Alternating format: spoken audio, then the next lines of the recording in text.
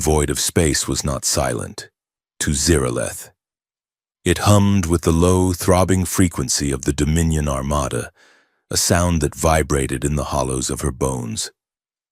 She stood before the viewport of the dreadnought Ethelgard, watching the blue and white marble of Earth spinning lazily against the backdrop of infinite black. It looked fragile. It looked ripe. She was the High Princess of the Dominion, but titles were merely decorative casings for her true function. She was a weapon.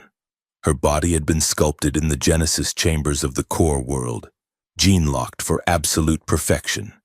Her bones were laced with carbon fiber weaves, her neurons fired at light speed, and her blood carried nanites capable of knitting flesh back together in moments.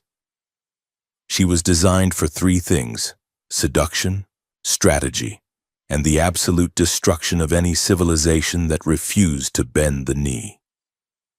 General Kale approached her from behind, his boots clicking rhythmically on the obsid steel deck. Ziraleth did not turn. She could sense his biorhythm, the slight acceleration of his pulse as he neared her. Fear. Even her own generals feared her. That was good. The general spoke, his voice rough like grinding stones. The operation commences in 10 minutes. High Princess, the meteor shower is approaching the planet's northern hemisphere. It will provide the perfect visual cover for your insertion. Ziraleth traced the curve of the planet on the glass with a finger. They will think I am a victim, a survivor of a cosmic tragedy. Precisely, Kale said. You will crash. You will be found. You will infiltrate their leadership structures. When the global defense grid is lowered from the inside, the Armada will descend. It was a standard infiltration protocol. Ziraleth had executed it on 3 different worlds in the Outer Rim. The civilizations there were now dust or slaves, their resources feeding the insatiable engine of the Dominion.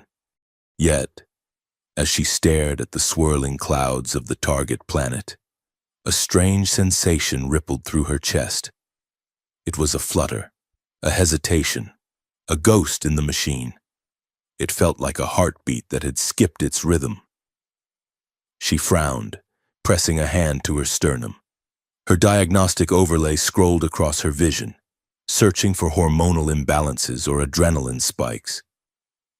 All systems are nominal. There was no physical reason for the sensation. It was a glitch, a flaw. And flaws were not permitted in a High Princess.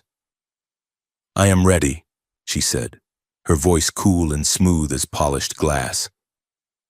She turned and walked toward the launch bay, her silver synthesis suit shimmering under the harsh hangar lights. The suit was a second skin, responding to her neural commands, capable of hardening into armor or shifting opacity to make her nearly invisible. Today, it was set to distress mode, sleek, vulnerable, white as bone. She climbed into the insertion pod. It was a narrow, coffin-like vessel designed for speed and stealth. The canopy hissed shut, sealing her in darkness. The launch sequence initiated. She felt the familiar lurch of gravity displacement as the pod was fired from the dreadnought's magnetic rail. Outside, the artificial meteor shower raged. Thousands of rock fragments, harvested from a nearby asteroid belt and hurled toward Earth, burned bright orange and red as they hit the atmosphere. Ziraleth's pod was just another streak of fire in the sky. She closed her eyes, entering a meditative trance to conserve oxygen and focus her psionic energies. The plan was simple: land near a population center, project a telepathic aura of helplessness, be discovered, dominate. Then the alarm screamed. It was not an external proximity warning, it was internal. A red light bathed the interior of the pod, pulsing in time with a frantic siren. The diagnostic computer flashed a single word across her mind's eye: sabotage. Ziraleth's eyes snapped open. She slammed her hand against the manual override. But the controls were dead. The navigation system had been locked out. The coordinates shifted. She was not heading for the capital city. The pod jerked violently, throwing her against the restraints. An explosive charge, planted deep within the thruster manifold, detonated. It was not enough to kill her instantly. Her body was too durable for that, but it was enough to destroy the braking thrusters. The pod began to spin, a chaotic tumble through the mesosphere. The heat shield groaned under the stress. This was no accident. The Dominion did not make mistakes. Someone wanted her dead, not captured, not failed, but erased. The G-forces slammed into her chest like a hydraulic press. Her vision blurred at the edges. The pod shrieked as it tore through the lower atmosphere, the friction turning the hull into a glowing ember. She saw the ground rushing up to meet her, not the steel and glass of a city, but a vast, endless ocean of dark green. Trees, millions of them. She braced herself, her muscles locking rigid, her nanites surging to protect her vital organs.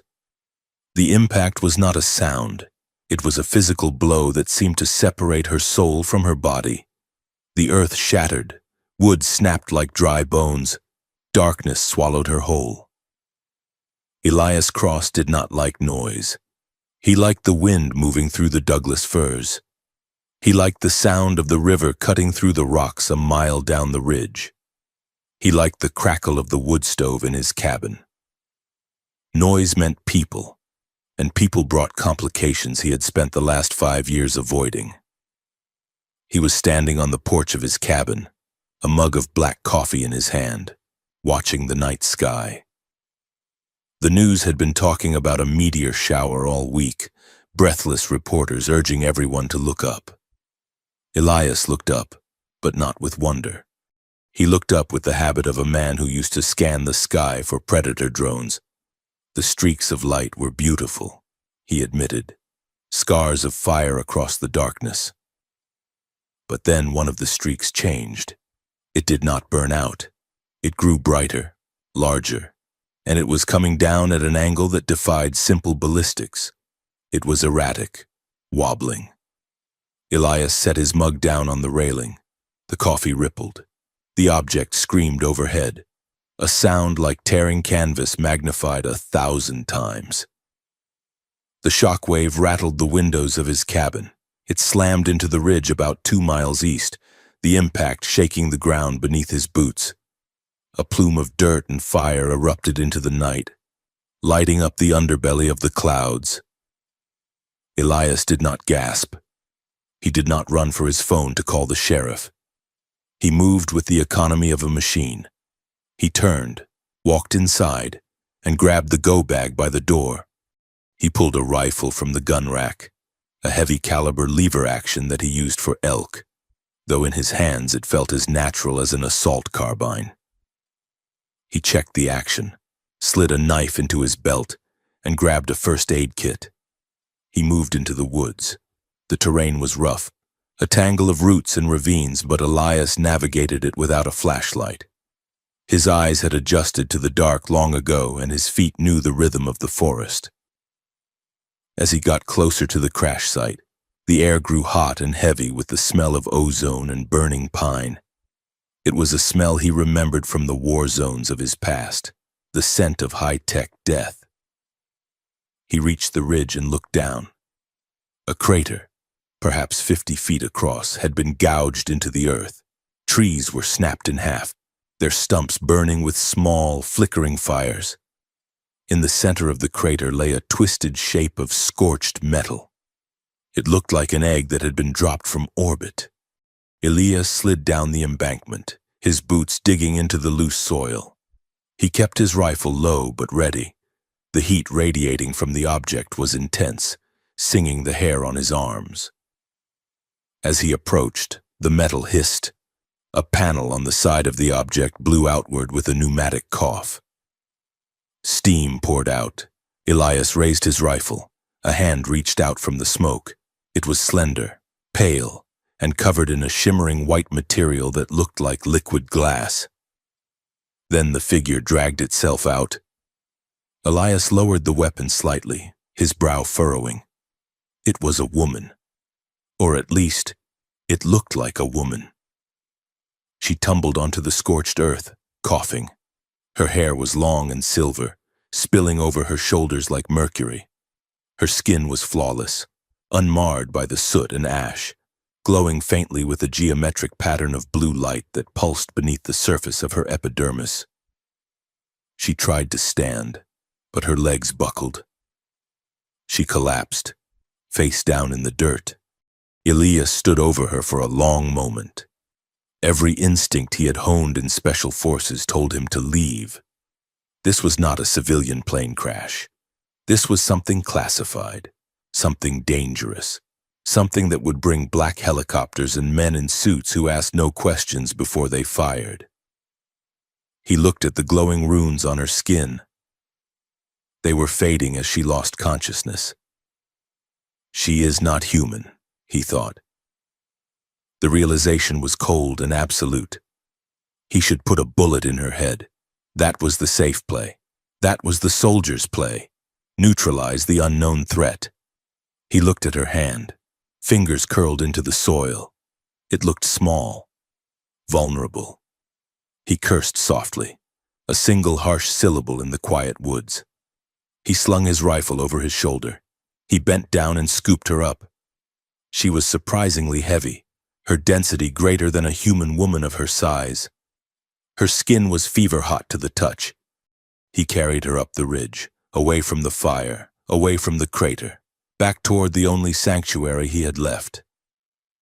Consciousness returned to Ziraleth in fractured shards. Pain was the first data point. Her internal sensors screamed that 3 ribs were fractured. Her left lung was bruised, and her psionic dampeners were overloaded. Her nanites were already swarming the injuries, stitching bone and tissue, but the process consumed massive amounts of energy. She felt drained, hollowed out. She opened her eyes. The ceiling was made of wood, rough-hewn beams darkened by smoke. The light was dim, warm, flickering from a source to her right.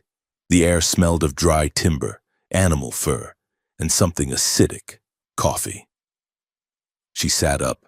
The movement was too fast. The room spun. She was on a soft surface, a mattress covered in heavy wool blankets. Where is my weapon? She reached for her hip, but her synthesis suit had retracted into its dormant state, leaving her clad in the thin white underskin that offered no offensive capabilities. She looked around. The room was primitive, a stone hearth with a fire burning, a table made of raw wood. Tools hanging on the wall, axes, saws, metal traps. And a man.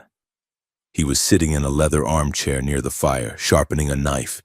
The sound was rhythmic. Shk, shk, shk.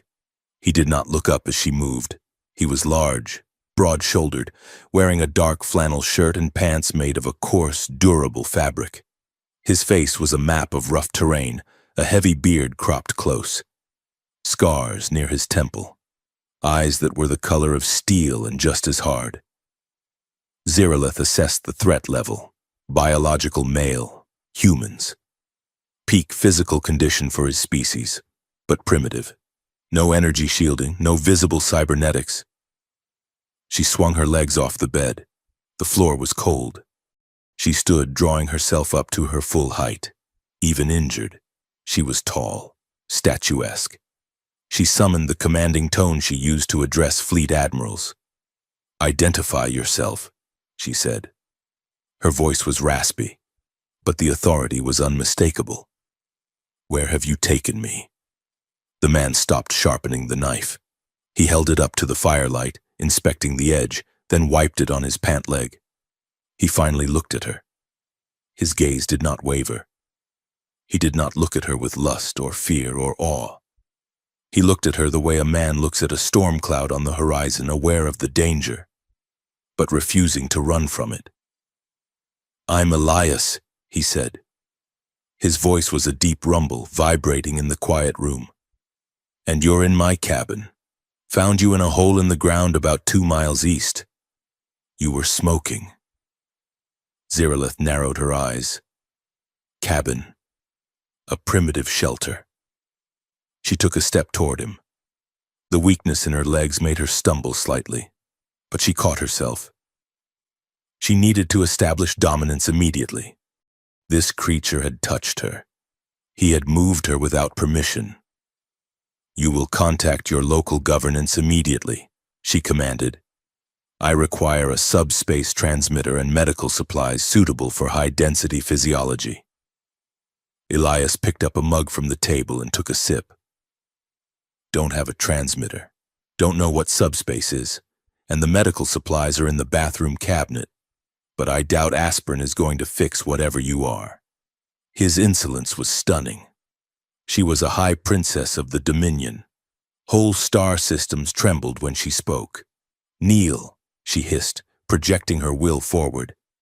It was a command that usually forced lesser beings to the floor, their motor functions overridden by the sheer weight of her bioengineered charisma.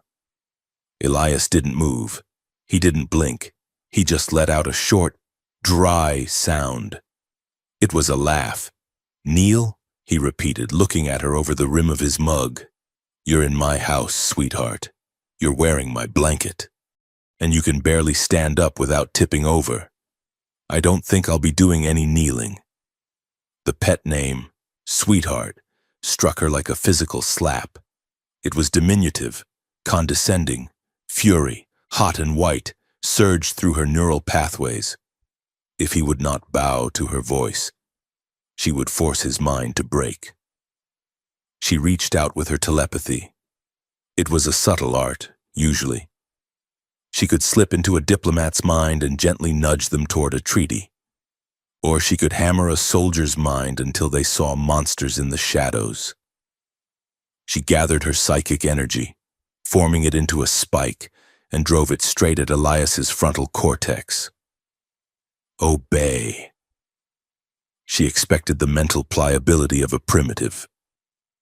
She expected fear. She expected his mind to fold like wet paper. Instead, she hit a wall. It was not a shield. It was not a psychic block. It was just density. His mind was a fortress of scar tissue and iron will.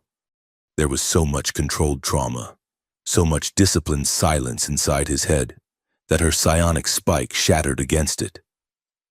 She gasped, staggering back, clutching her temples. The feedback loop burned her synapses. What? What are you? She whispered, staring at him with wide eyes. No biological brain should be able to resist a direct command from a high princess. Elias set the mug down. He stood up. He was taller than her. She realized.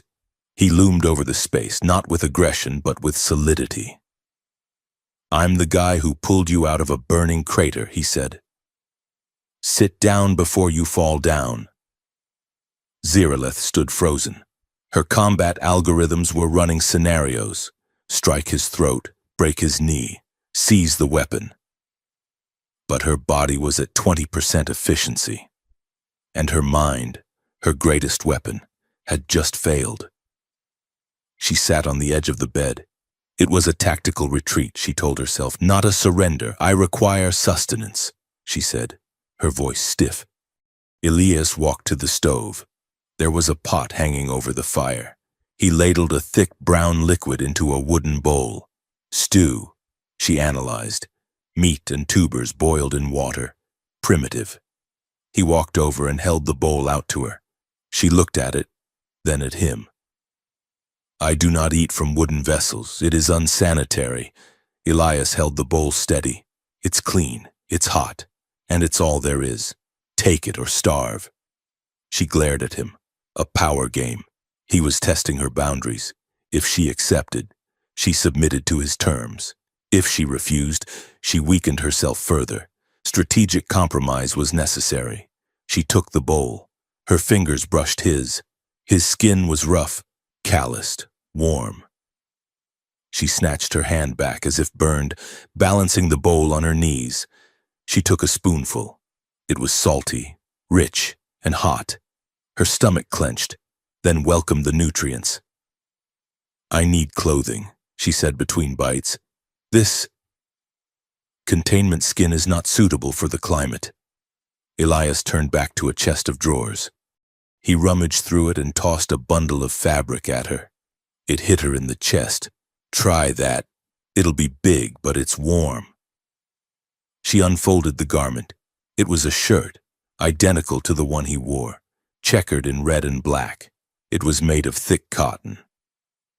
She stood up and pulled it over her white synthesis skin. It engulfed her. The sleeves hung past her hands.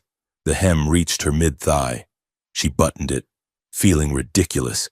She looked like a child playing dress-up in a giant's armor. She looked at him, expecting mockery. Elias was not laughing. He was watching her, his head tilted slightly to the side. "Better," he said. "You are staring," she accused. "I'm watching," he corrected. "There's a difference." "Why?"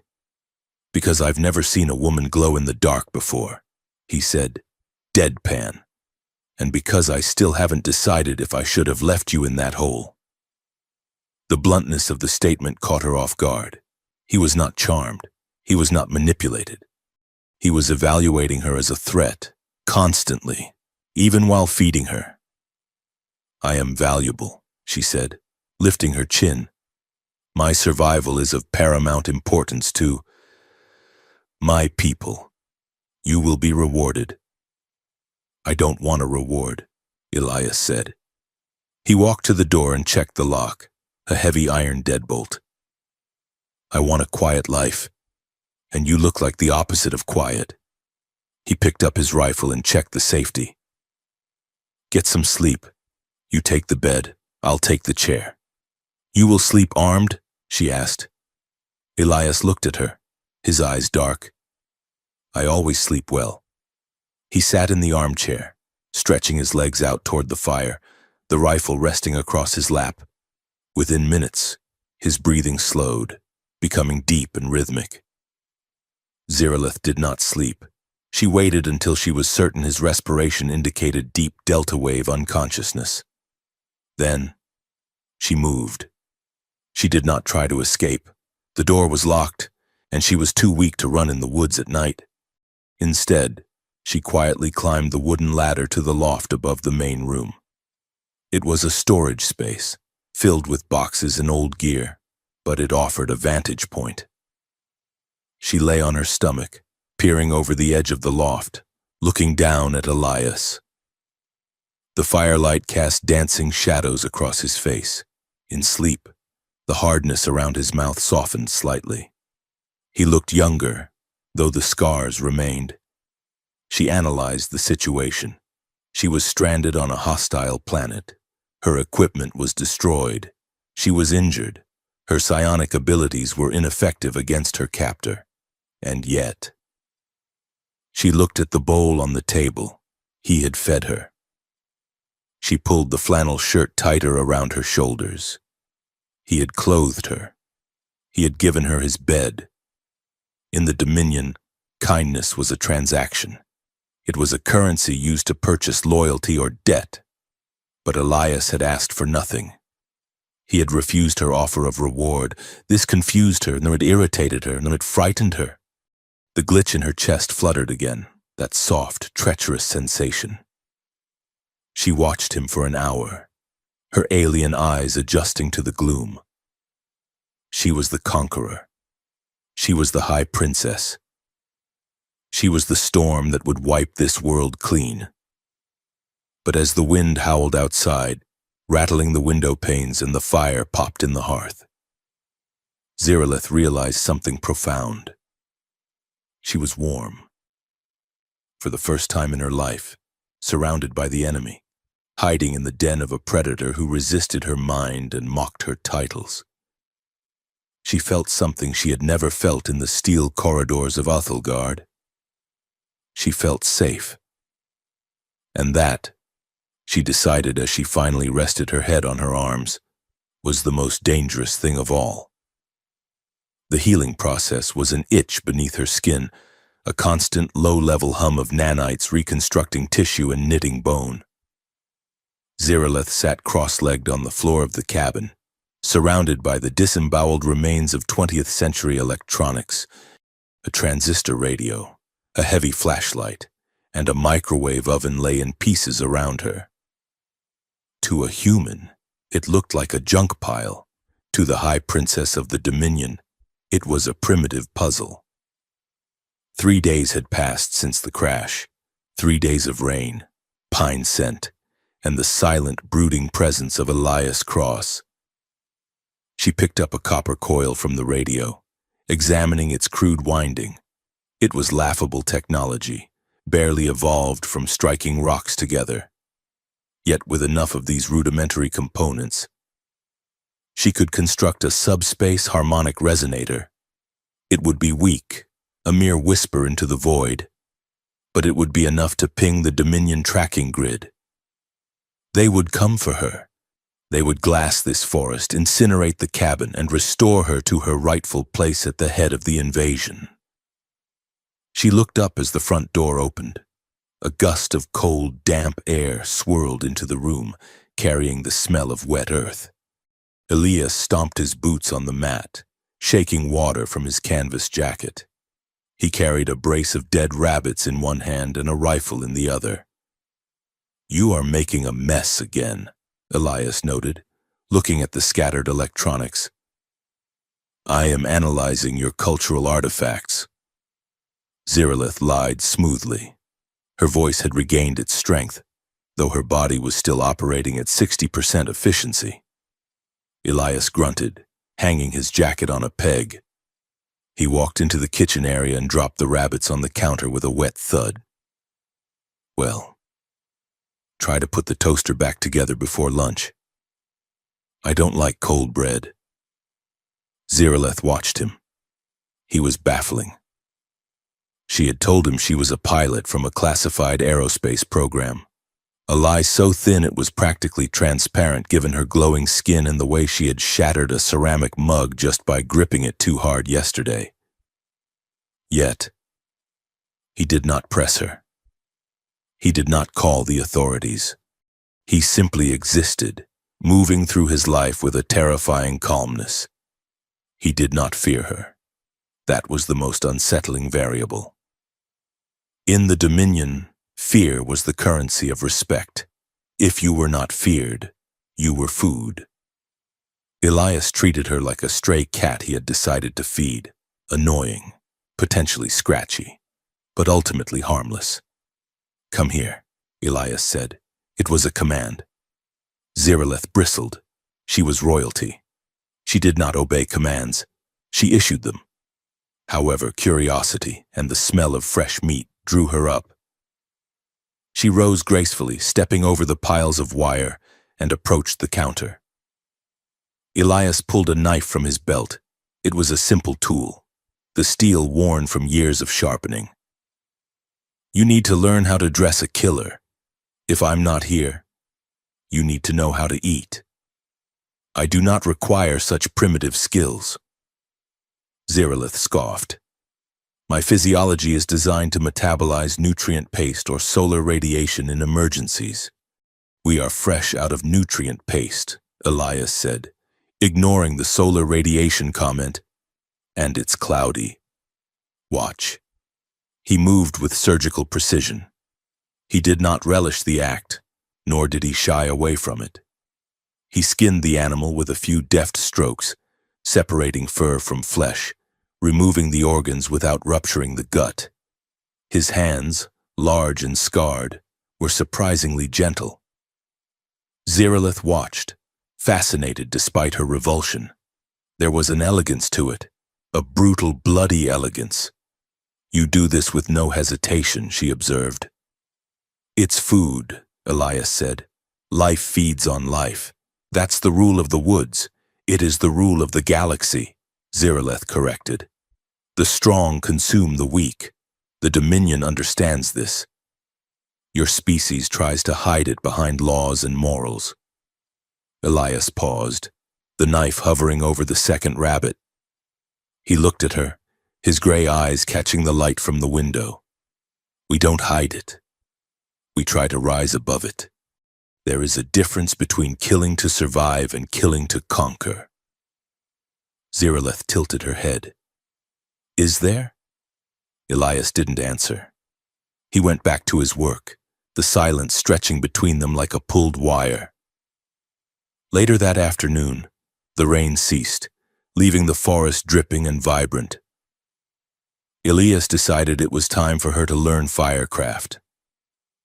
He led her out to the woodpile behind the cabin. The air was crisp, biting at her exposed skin, but her thermal regulation systems adjusted instantly. Elias handed her a hatchet. Split this log. Ziraleth looked at the tool. It was heavy, unbalanced. She looked at the log, a thick round of oak. She could simply punch the wood, and her kinetic enhancers would shatter it into splinters. But Elias was watching. His arms crossed over his chest. He wanted to see her struggle. He wanted to see her human limitations. She gripped the hatchet. She did not use her enhancers. She swung with her natural strength, which was still considerable. The blade bit deep, but the wood did not split. The hatchet stuck fast. She frowned, yanking on the handle.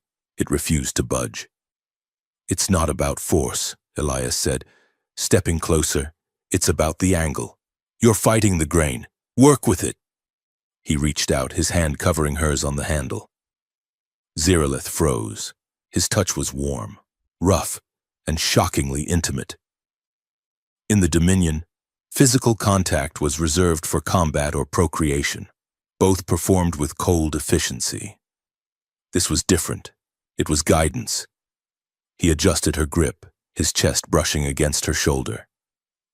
See the crack there? Aim for that. Let the weight of the head do the work. Don't force it. He stepped back. Ziraleth took a breath. She focused. She swung again, letting gravity take the lead. The wood cracked open with a satisfying thwack, the two halves falling neatly apart. A strange sensation bloomed in her chest. Satisfaction.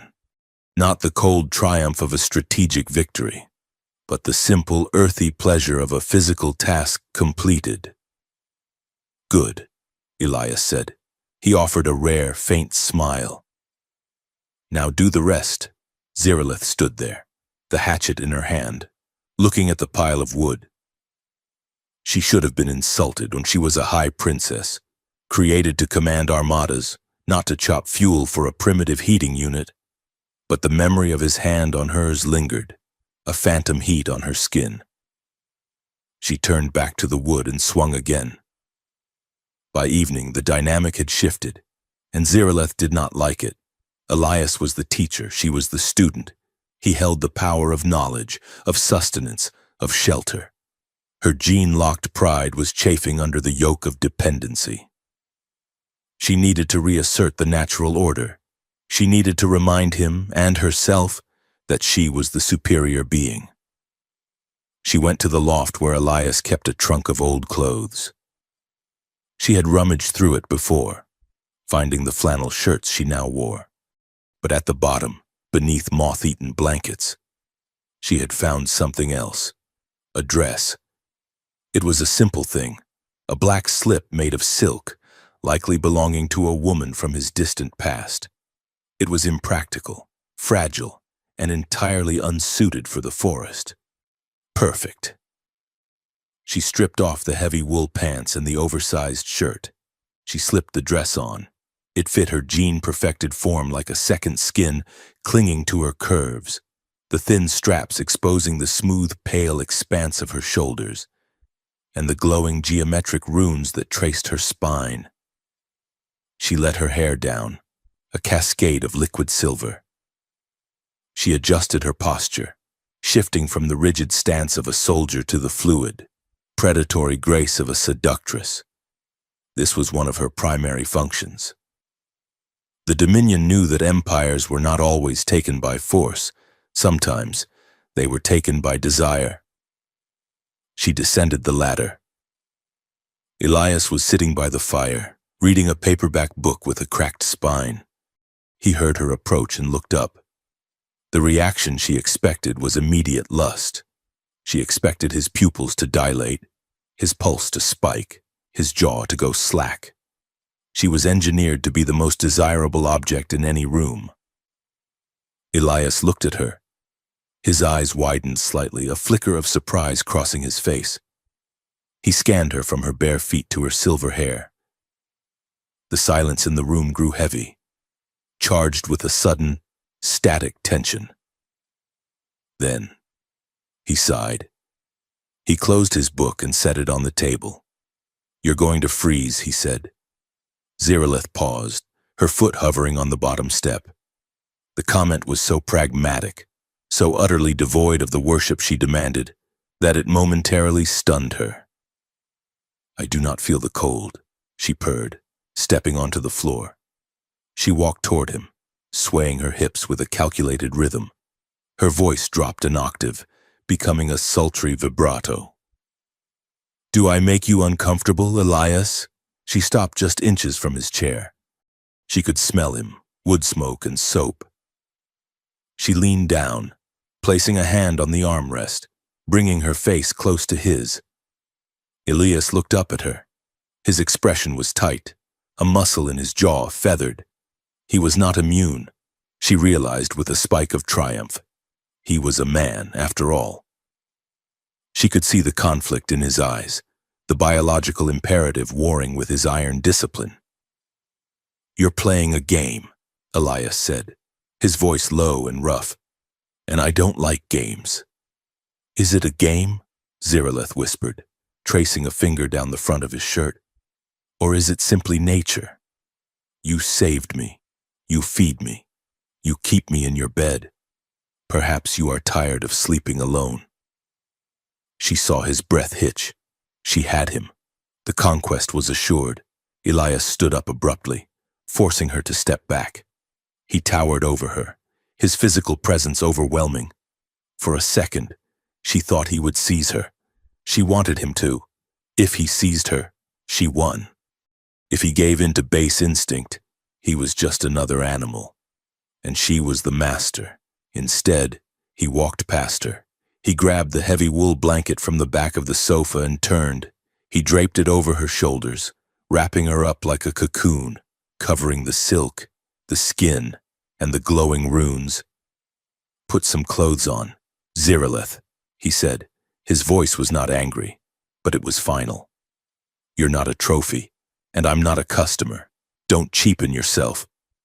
He walked to the door, opened it, and stepped out into the night, leaving her standing alone by the fire. Ziralith stood frozen, clutching the blanket. Her face burned. It was not the heat of the fire. It was a shame. He had rejected her, but worse, he had pitied her. "Don't cheapen yourself." The words echoed in her mind. She was a masterpiece of genetic engineering. She was the high princess. How dare he? And yet, beneath the fury there was a hollow ache she could not name. She felt small. She felt unwanted. Elias stayed out for an hour. When he returned, the smell of tobacco smoke clung to his jacket. Ziralith had changed back into the flannel shirt and pants. She was sitting by the fire, her knees drawn up to her chest, staring into the flames. He poured 2 cups of coffee and sat down in the chair opposite her. He slid 1 cup across the low table. "Peace offering," he said. Ziralith looked at the cup, then at him. "Why did you reject me?" she asked. The question was not seductive. It was analytical. She needed to understand the tactical failure. Elias blew on his coffee. "Because you didn't want me. You wanted to win. Is there a difference? For me, there is." He took a sip, his gaze drifting to the fire. "You think power is about control? About making people do what you want? That's not power, that's just force. And what is power according to the wisdom of Elias Cross?" she asked, her voice tinged with sarcasm. "Power is a choice," he said quietly. "It's having the ability to destroy and choosing not to." Ziralith frowned. That is a weakness. Mercy is a flaw. Is it? Elias looked at her directly. 5 years ago, I was part of a unit, special operations. We were the best. We were sent to a village in the Hindu Kush. Intel said it was a stronghold for insurgents. Orders were to level it. Airstrike followed by a ground sweep. No survivors. His voice was flat, detached, but Zeraleth's sensors picked up the micro-tremors in his hands. We got there. Set up the lasers for the birds. I looked through the scope. It wasn't a stronghold. It was a wedding. Kids running around, old men dancing, no weapons, just people. Zeraleth leaned forward, compelled by the story. What did you do? I called it off, Elias said. Command screamed in my ear. They said the intel was solid. They ordered me to paint the target. I refused. You disobeyed a direct order? Zeraleth was aghast. In the Dominion, such an act was punishable by immediate execution. I disobeyed. Elias agreed. My lieutenant tried to take the laser designator from me. I broke his arm. I told my squad that if anyone painted that house, I'd put a bullet in them. We withdrew. And then I was court-martialed. Dishonorable discharge. Stripped of rank. They couldn't imprison me because they didn't want the press to know they almost bombed a wedding. So they cut me loose. I lost my career. I lost my reputation. But you saved the village, Zeraleth said softly. I saved my soul, Elias corrected. I chose it. That's power. Zeraleth, the ability to say no. Zeraleth sat back, her mind reeling. He had sacrificed his standing, his tribe, his purpose, for the lives of strangers.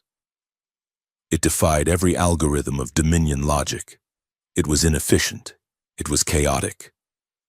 And yet, looking at him now, the lines of fatigue on his face, the steady strength of his hands, she found him more formidable than any general she had ever met. A general commanded obedience. Elias commanded himself. Something inside her clicked, a literal sensation, deep in her neural cortex. A warning light blinked on her internal HUD. Psychological contamination detected. She ignored it. You are a strange warrior. Elias Cross, she whispered. And you are a strange princess, he replied, a faint smile touching his lips. Drink your coffee. It's getting cold. The next morning, Zeraleth woke before Elias. The sky was beginning to lighten, turning a bruised purple in the east. She felt restless. The conversation from the night before was looping in her processor. Power is a choice. She slipped out of bed and walked out onto the porch. The air was still suspended in the moment between night and day. She wrapped her arms around herself, watching the horizon. The sun broke the crest of the mountains. It was not a tactical event. It was not a shift in illumination levels. It was an explosion of gold and violet. The light hit the tops of the pine trees, turning the dew into millions of glittering diamonds. The mist in the valley glowed as if lit from within. Zeraleth's breath caught. Her eyes, capable of seeing into the infrared and ultraviolet spectrums, were overwhelmed by the sheer, useless beauty of it. Her chest tightened. A wave of warmth rushed through her, starting at her core and tingling out to her fingertips. It was a pleasure. Not the pleasure of victory, or the chemical rush of combat stims. It was a pure, purposeless joy at witnessing existence. System alert, emotional inhibitor failure, dopamine levels exceeding baseline parameters. She laughed. It was a short, startled sound. She laughed at the sunrise. Beautiful, isn't it? She turned. Elias was standing in the doorway, leaning against the frame. He looked sleepy, his hair rumpled. Zeraleth nodded, unable to form a sarcastic retort. It is Inefficient. All that wasted energy scattering across the atmosphere. Elias chuckled, walking over to stand beside her. He didn't look at the sun. He looked at her. "You're smiling," he pointed out. Zeralith touched her face. She was. Her muscles had contracted into a smile without her permission. "I am merely adjusting my facial tension," she said defensively. "Sure you are." They stood in silence for a moment, the distance between them negligible. The tension from the night before, the sexual charge, the philosophical conflict, had shifted into something softer. A companionable quiet. Then, the silence was shattered.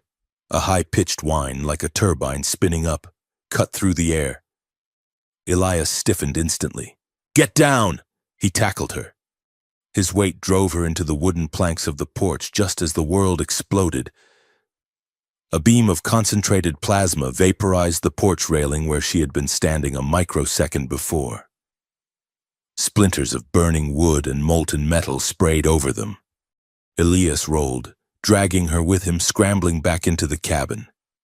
He kicked the door shut, but another blast blew the door off its hinges, sending it spinning across the room. "Dominion!" Zeralith gasped, scrambling to her feet. "They found me." Through the shattered doorway, she saw them, two figures emerging from the tree line. They were not human. They were hunter-killers, sleek, four-legged cyborgs that moved with the jerky, terrifying speed of arachnids. Their torsos were mounted with plasma cannons, and their sensory clusters glowed a hateful red. "They are here to purge the crash site," she realized, "and I am the loose end." Elias didn't ask questions. He didn't panic. He moved. He flipped the heavy oak table onto its side to create a barricade. He grabbed his lever-action rifle and a bandolier of ammunition. "Go to the cellar!" he roared at her. "No!" Zeralith shouted. "They will tear this structure apart." The first hunter-killer leaped onto the porch, its metal claws gouging the wood. It leveled its cannon at the table. Elias popped up. He didn't aim for the armored chassis. He aimed for the sensory cluster. Crack. The rifle shot was deafening in the small space. The bullet, a heavy lead slug, smashed into the red glass eye of the machine. The hunter-killer shrieked, a sound of tearing metal, and flailed, its plasma shot going wide and blasting a hole in the roof. Elias racked the lever. Click-clack. He fired again. This time, he hit the joint of the front leg. The machine collapsed, its hydraulics spewing fluid. Zeralith stared. He was fighting advanced Dominion robotics with a projectile weapon from the 19th century. And he was winning. The second machine charged, bypassing its fallen comrade. It crashed through the wall, wood exploding inward. It was on top of them in a heartbeat. Zeralith reacted on instinct. Her combat programming surged. She thrust her hand forward, channeling her telekinetic energy. A pulse of force slammed into the machine, knocking it back a few feet. It wasn't enough to destroy it, but it bought time. Elias dropped the rifle. It was useless at point-blank range. He drew the long hunting knife from his belt. He didn't retreat. He charged. He slid under the machine's slashing claws, moving with a fluidity that defied his size. He jammed the knife into the soft cabling beneath the machine's chassis, the one weak point she knew of, but had never told him. He ripped the blade sideways, severing the power coupling. The machine convulsed, sparking wildly, and collapsed, pinning Elias beneath its heavy metal bulk. "Elias!" Zeralith screamed. She rushed forward, her strength amplified by adrenaline. She grabbed the edge of the machine and heaved. Her muscles screamed, her nanites flaring hot. But she lifted the 500-pound chassis just enough. Elias rolled out. He was covered in dust and black hydraulic fluid. Blood was streaming from a gash on his forehead, blinding his left eye. "Is it over?" he rasped, wiping the blood away. Zeralith scanned the perimeter with her sensors. No further signatures. Yes, she breathed, dropping the machine carcass with a crash. You destroyed them. Elias tried to stand but stumbled. His leg gave out. Zeraleth caught him. She wrapped her arm around his waist, taking his weight. Easy, soldier, she whispered. Inside the ruined cabin, amidst the debris and the smell of ozone, Zeraleth tended to him. She sat him on the edge of the bed, the only piece of furniture still upright. She used a first aid kit she found under the sink. Her hands, usually instruments of manipulation or destruction, were shaking slightly as she cleaned the cut on his forehead. She applied butterfly closures, her touch feather-light. You are damaged, she said softly. I've had worse, Elias grunted, wincing as she dabbed antiseptic on a scrape on his arm. Zeraleth paused, her hand resting on his bicep. She looked at the carnage around them. His home was half destroyed. He had almost died. For her. Why? She asked. Her voice was small, stripped of all royal pretension. Why what? Why save me? Zeraleth looked into his eyes. You know what I am. You saw those machines. I brought this war to your doorstep. I am a danger to you. Why did you not leave me in the crater? Why did you fight for me? Elias looked at her. The adrenaline was fading, leaving his eyes clear and painfully honest. He reached up and took her hand, pulling it away from his arm. He held it, his thumb tracing the knuckles. Because no one else would, he said simply. The words hit her harder than the crash. It was the logic of compassion, the logic of the man who saved the wedding. It was a strength she did not possess, a power she could not calculate. She looked at his mouth. Then she looked at his eyes. The distance between them vanished. The spark was not a decision. It was a collision. Zeraleth leaned in. Elias met her halfway. Their lips touched. It was not the practiced, seductive kiss she had planned the night before. It was desperate. It tasted of blood and smoke and life. It was electric, a feedback loop that fried her logic circuits and left only raw, searing sensation. She gasped against his mouth, her hands tangling in his hair. Elias groaned, a low sound in his throat, and pulled her closer, his arm wrapping around her waist, anchoring her to him. She trembled. For the first time in her existence, she was not in control. She was not the conqueror. She was falling, spinning, unmoored in a gravity well of pure emotion. It wasn't a strategy. It was real. And as she pulled back, breathless, her forehead resting against his, she realized with terrifying clarity that the invasion had failed. She had been sent to conquer Earth, but in the wreckage of a cabin in the Oregon woods. She was the one who had been disarmed. The small device sat on the rough-hewn table like a jagged scar of metal and wire. Zeraleth stared at it, her silver eyebrows drawn together in a frown that was less about calculation and more about confusion.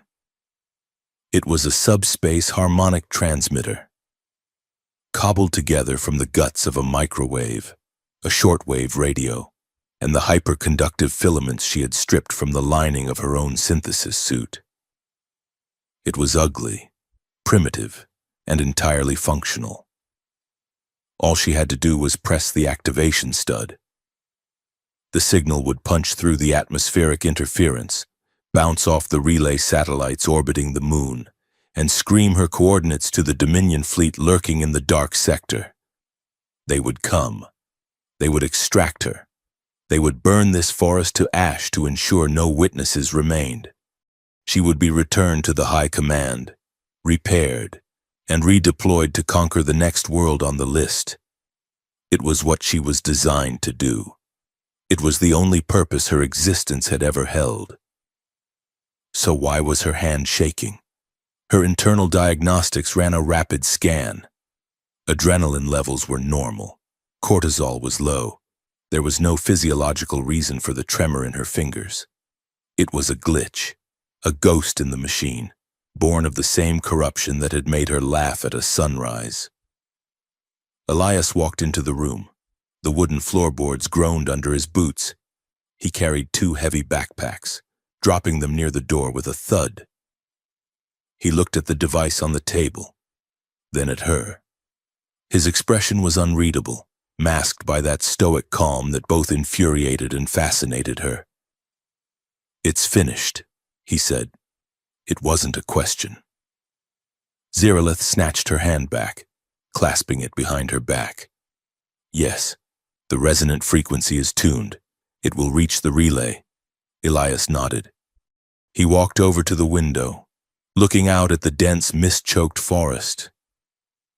The rain had started again, a relentless gray drizzle that turned the world soft and blurry. "Then it's time," he said.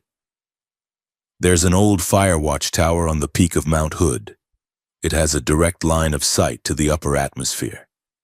The signal will be stronger from there, less chance of interference from the valley's iron deposits." Zeralith watched his back. He was offering to help her leave. He was offering to send her back to the stars, back to a life where he did not exist. A sharp, stinging sensation pricked at her chest. "Why?" she asked. "Why help me leave?" Elias turned. He looked tired. The bruises from the fight with the hunter-killers were fading to yellow and green, maps of violence on his skin. "Because you don't belong here, Zyraleth, and because I think you are running from something." The lie formed on her tongue instantly, a pre-programmed defense mechanism. "I am," she said, lowering her eyes. "I am a political refugee, my family. They opposed the ruling caste. I was marked for execution. I fled. If I can contact the resistance fleet, they will grant me asylum." It was a masterful lie, woven with threads of truth. She was marked for execution after all. Elias studied her face. For a moment she thought he saw through the deception, saw the conqueror beneath the skin. But his gaze softened. "Then let's get you to that tower," he said. The hike was brutal. The terrain was not the sanitized, flat corridors of a starship, but a chaotic jumble of slick mud, moss-covered granite, and roots that seemed to reach up specifically to snare boots. The elevation gain was significant, the air thinning as they climbed above the tree line. Zeralith moved with efficiency, her gene-locked muscles barely registering the strain. Elias, however, was human. He sweated. His breath came in rhythmic clouds of steam. Yet, he did not slow down. He moved with a grim, relentless determination that she found strangely admirable. They spoke little at first, the silence filled only by the crunch of boots on gravel and the wind sighing through the Douglas firs. But as the hours passed, the rhythm of the march loosened their tongues. "You move like a soldier," Zeralith observed, watching him navigate a particularly steep scree slope. "I was a soldier," Elias grunted, pulling himself up onto a ledge. "You know that?" "No," she said, vaulting up beside him effortlessly. "You move like a predator, quiet, efficient. Most humans stumble. You flow. You move like a machine," Elias countered, wiping sweat from his forehead. "You don't breathe hard. You don't sweat. It's unnerving. I am optimized for survival." Elias looked at her, a smirk tugging at the corner of his mouth. "Optimized, huh? Is that what they call it where you're from?" "Where I am from, weakness is death." Elias checked his compass. "Sounds like a lovely place. Remind me never to visit." They continued upward. The forest began to change. The trees grew stunted and twisted, battered by high-altitude winds. The mist thickened, reducing visibility to a few dozen yards. It was in this gray, claustrophobic void that the silence shifted. It wasn't the silence of emptiness. It was the silence of ambush. Elias stopped. He held up a fist. Zeralith froze instantly, her senses expanding. She could hear it, a low, grinding purr, like gears grinding against bone. Movement to the left, Elias whispered, unshouldering his rifle. Zeralith scanned the mist. Her thermal vision picked up heat signatures, 3 of them, low to the ground, fast. Wolves, she whispered. No, Elias said, the safety on his rifle clicking off.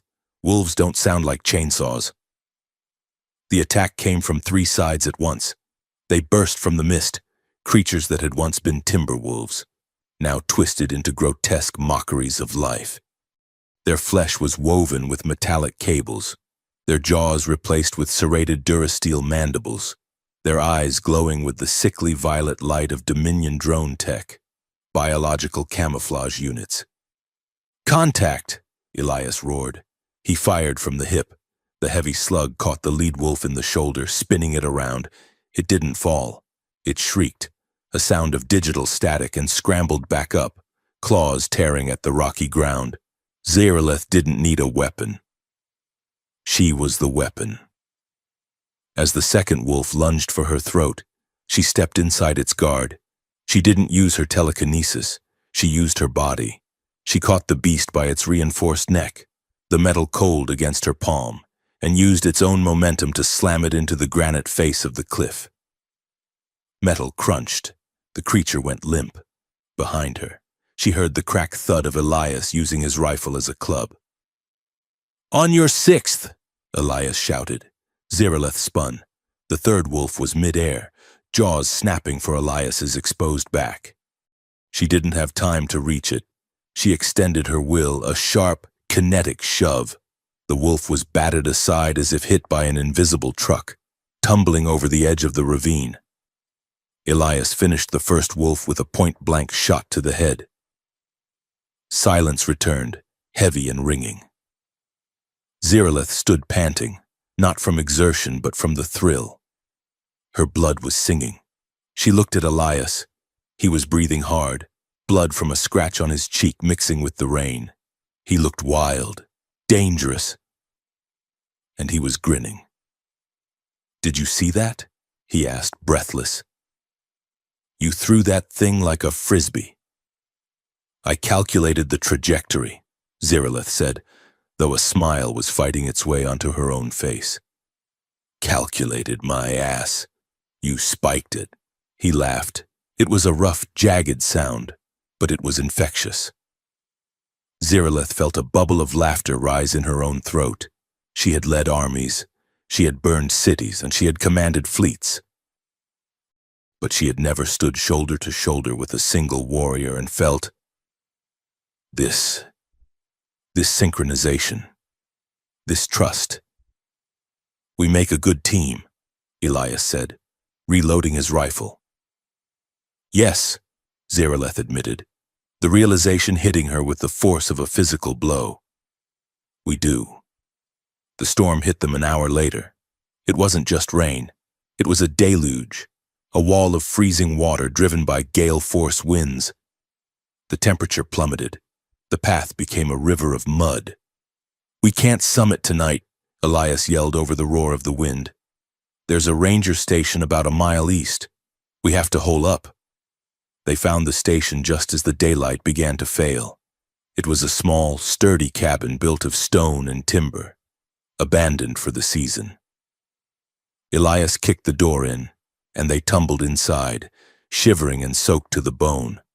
The interior was dark and smelled of dust and dry pine needles. Elias immediately went to the wood stove in the corner. He worked with frantic efficiency, shaving dry wood from a log, sparking a flint. Within minutes, a fire was roaring, casting long, dancing shadows against the walls. Zeralith stood in the center of the room. She was shivering. Her thermal regulation systems were overwhelmed by the soaking wet clothes that clung to her skin, leaching heat faster than she could generate it. You need to get those wet clothes off, Elias said, not looking at her. Hypothermia kills fast up here. He stripped off his jacket and flannel shirt, hanging them on a line near the stove. His torso was a landscape of muscle and scars, the firelight gleaming on his damp skin. Ziralith hesitated. Modesty was a human concept, one she had learned to mimic, but right now, the cold was a tactical enemy. She unbuttoned the heavy flannel shirt Elias had lent her. She peeled off the wet trousers. She stood in the flickering light, clad only in the thin white underskin she wore beneath everything. It was translucent when wet, clinging to her form, leaving nothing to the imagination. The glowing runes on her skin pulsed with a soft, rhythmic blue light. Elias turned around. He froze. The fire popped, a loud crack in the silence. He didn't look away. He couldn't. His gaze traveled from her face, down the curve of her neck, over the swell of her breasts, to the long, powerful lines of her legs. Ziralith felt a sudden spike in her core temperature that had nothing to do with the fire. The atmosphere in the room shifted. The air became heavy, charged with static. The camaraderie of the battle was gone, replaced by something darker, deeper, and infinitely more dangerous. Elias took a step toward her. His eyes were dark, the pupils dilated. "You're shivering," he whispered. "I am malfunctioning," she stammered. Her voice was breathless. "My systems are confused." Elias stopped inches from her. He reached out, his hand hovering near her face but not touching. The heat radiating from him was intoxicating. "Ziralith," he said. Her name sounded different when he said it like that, like a prayer, like a curse. She closed the distance. She pressed her body against his. The shock of skin on skin was electric. A groan tore itself from Elias's throat, and his restraint shattered. His arms wrapped around her, pulling her into him with a desperation that matched her own. This was not the calculated seduction she had attempted before. This was not a strategy. This was a collision of two lonely, violent stars. His mouth found hers, hot and demanding. Ziralith met him with a ferocity that surprised them both. Her hands clawed at his back, his fingers tangled in her wet silver hair. They moved together, stumbling toward the dusty mattress in the corner, a tangle of limbs and heat. There was no grace in it. It was raw. It was necessary. It was the only thing that made sense in a galaxy of lies.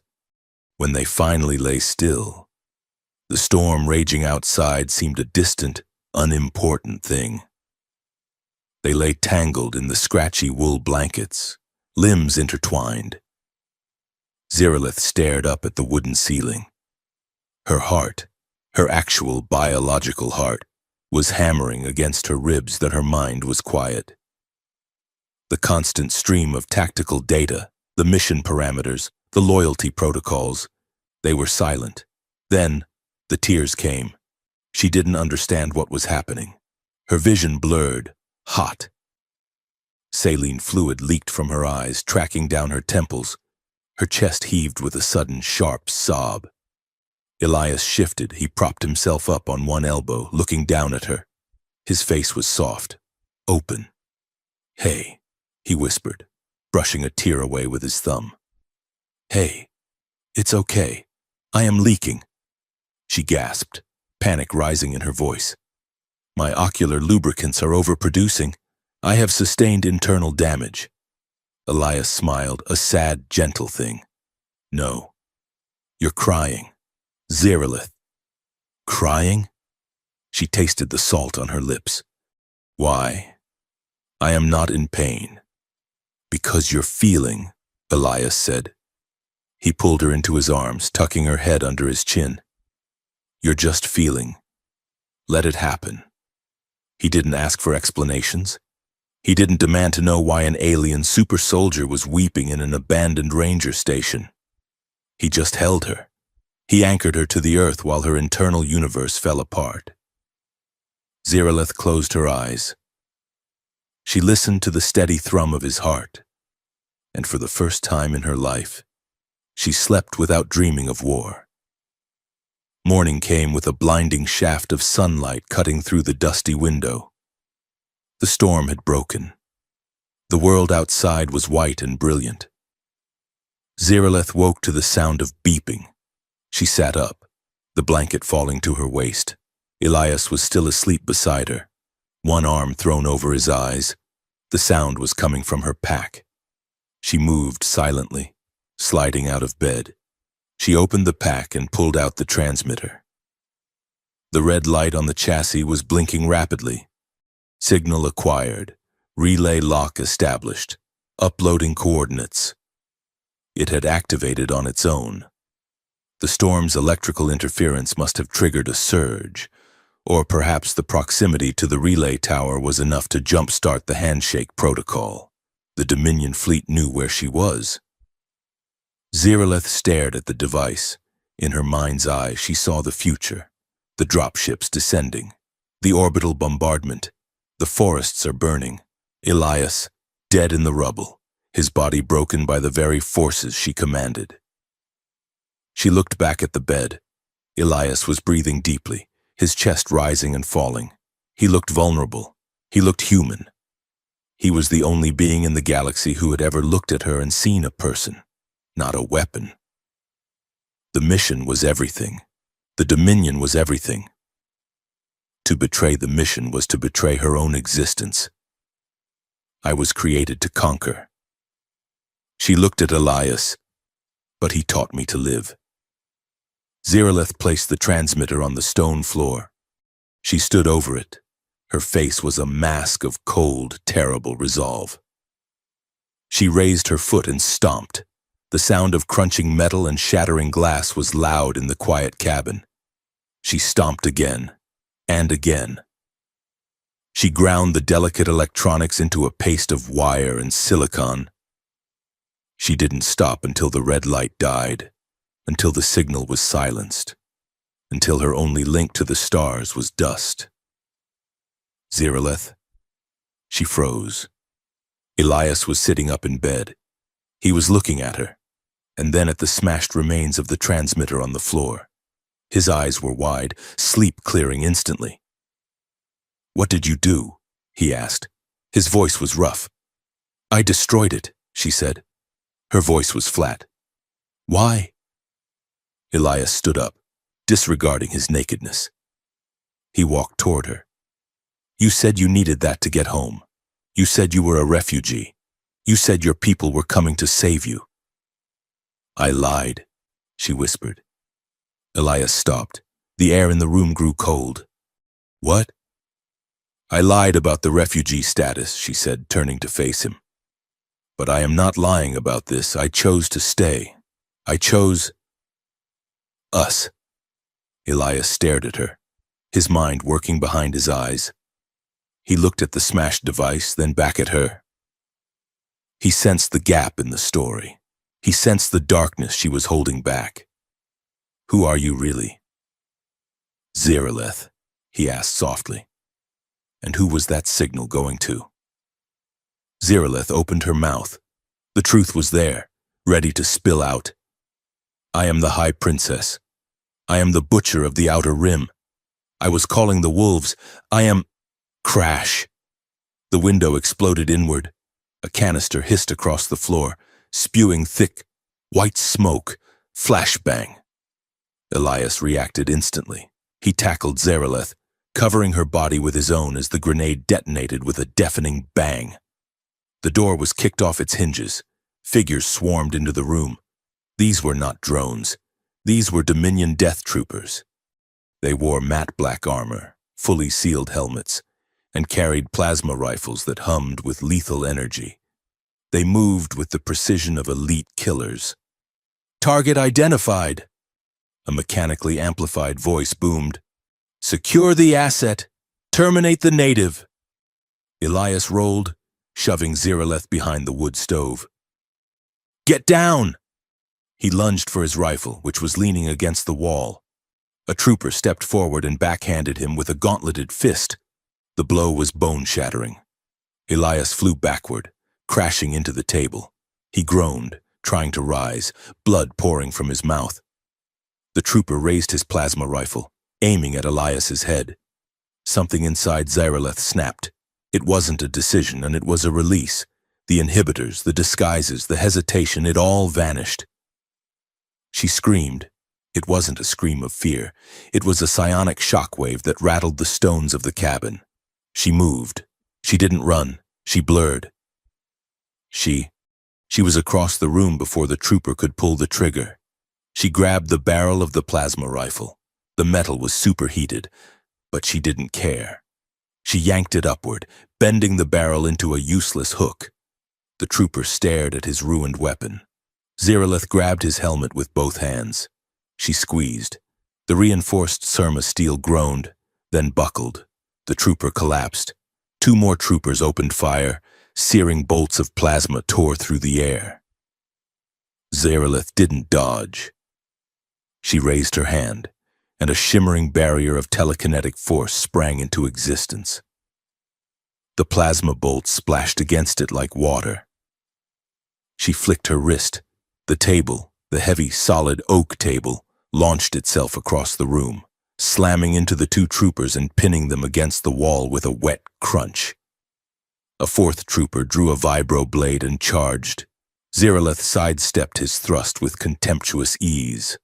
She caught his wrist, twisted, and heard the snap of bone. She spun him around, using him as a shield as a 5th trooper fired. The traitorous bolts cut him down. Zyraleth hurled the dead body at the shooter. She closed the distance in a blink. She didn't use technique. She used pure, unadulterated rage. She punched through the trooper's chest plate, her hand crushing the power core beneath. Silence fell.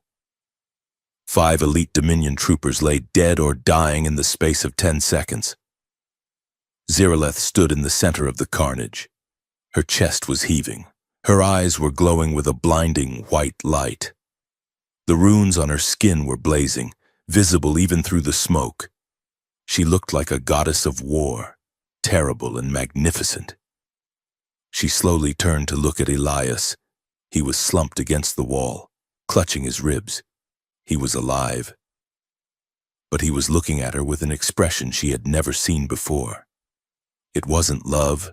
It wasn't desire. It was horrible. He looked at the broken bodies of the soldiers, men in advanced armor that no Earth technology could produce. He looked at the way she had torn through them like wet paper. "You're not a refugee," he whispered, blood bubbling on his lips. Zyraleth, the High Princess, stood amidst the slaughter, the adrenaline fading, leaving only the cold, hollow realization of what she had just done. She had saved him. But in doing so, she had shown him the monster. "No," she said, her voice trembling. "I am not." The silence in the cabin was not peaceful. It was the heavy, suffocating silence of a tomb before the stone is rolled away. Elias had rigged the containment field using the power cores from the destroyed Dominion drones and a modified electromagnetic generator he kept in the cellar. It was a crude cage of humming violet light, vibrating in the center of the living room. But it was effective. Zyraleth sat in the center of the circle, her knees drawn to her chest. The field crackled whenever she shifted her weight, a harsh reminder of her new status. She was no longer a guest. She was no longer a lover. She was a prisoner of war. Elias stood outside the perimeter, his arms crossed over his chest. He had not washed the blood from his face. The cut on his forehead, the one she had tended to with such care, was stark and angry against his pale skin. He looked at her not with the warmth that had melted her defenses in the ranger station, but with the cold, tactical appraisal of a soldier staring down an enemy combatant. "Tell me the truth," Elias said. His voice was low, stripped of all inflection. No more lies about refugees, no more stories about political asylum. You tore through 5 armored shock troopers like they were made of wet paper. You bent a plasma rifle with your bare hands. What are you? Zeraleth looked up. Her heart, a biological organ she was becoming painfully aware of, hammered against her ribs. She could lie. She could spin a new fabrication about being a super soldier experiment gone rogue. But the way he looked at her, with that deep, crushing betrayal, robbed her of her capacity for deceit. I am Zeraleth, she said, her voice steady despite the tremor in her hands. High Princess of the Dominion, first daughter of the Blood Throne, commander of the Third Conquest Armada. Elias did not flinch. He simply tightened his jaw. And why are you here? To prepare this world for integration, she answered. Integration. Elias tasted the word, and he spat it out like poison. You mean invasion? I mean order, she corrected, though the word felt like ash in her mouth. The Dominion brings stability. We end chaos. We end war by unifying all systems under one banner.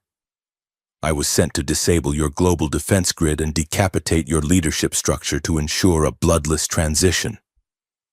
Bloodless, Elias repeated, gesturing to the door where the bodies of the Dominion troopers had been dragged outside.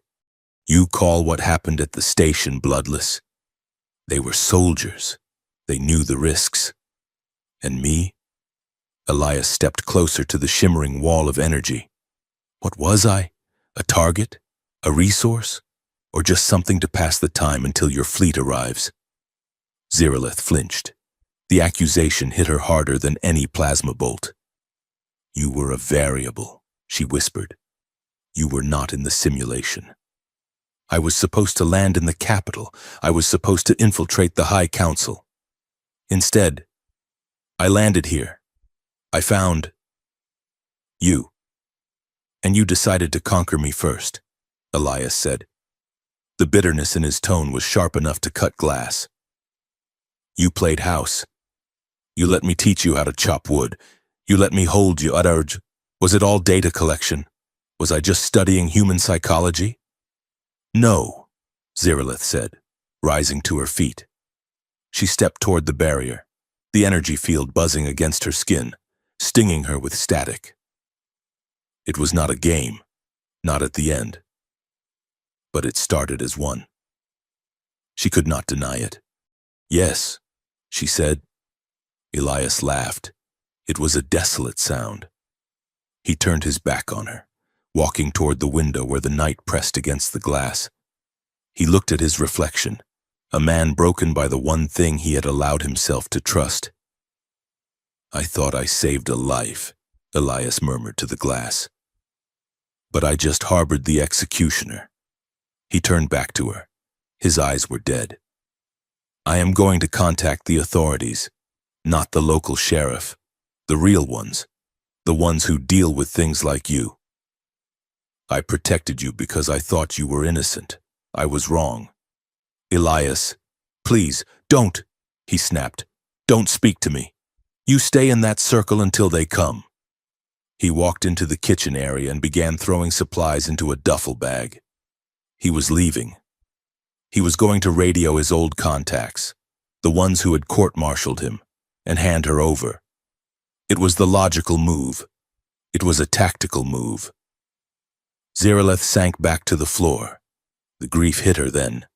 She had no reference point for this emotion. In the Dominion, loss was a calculation of resources. If a ship was destroyed, you built another. If a soldier died, you cloned a replacement. But this was not a calculation. It was a physical sensation, a hollowing out of her chest cavity. It felt as though her nanites were stripping the marrow from her bones. She wrapped her arms around herself, rocking slightly. She had lost the mission, she had lost her honor, and she had lost him. The cabin darkened as the sun set, leaving her illuminated only by the violet hum of the containment field. Elias ignored her, his movements sharp and angry as he packed. Then, the signal came. It did not come through the smashed transmitter. It came through her blood, her internal communications array, dormant since the crash, suddenly spiked with a high-frequency override signal. It was a Dominion command channel, broadcasting on a wavelength that bypassed standard technology and resonated directly with the cybernetic implants in her auditory cortex. Priority override. Identity confirmed. Unit Zeroleth. She gasped, clutching her head. The voice was synthetic, cold, and absolute. It was the voice of the High Command AI. Report status. The voice commanded inside her skull. Zeroleth squeezed her eyes shut. She could not block it. Communication array damaged. She projected back with her thoughts. Mission compromised. Indigenous population hostile. Correction. The voice intoned. Mission parameters shifted. Orbital scans detect you are currently in the custody of Indigenous Combatant 88 Beta. Designation: Elias Cross. Zeroleth froze. They knew who he was. They were watching. Ultimatum issued. The voice continued. Resume conquest protocols immediately. Eliminate the combatant. Secure the sector for dropship insertion. If you fail to comply within 1 standard hour, orbital kinetic strike will be authorized on your coordinates. The combatant will be incinerated. You will be retrieved from the ash. Leave him out of this, Zeroleth thought, panic rising like bile. He is of no consequence. He is a liability. His biological distinctiveness has compromised your programming.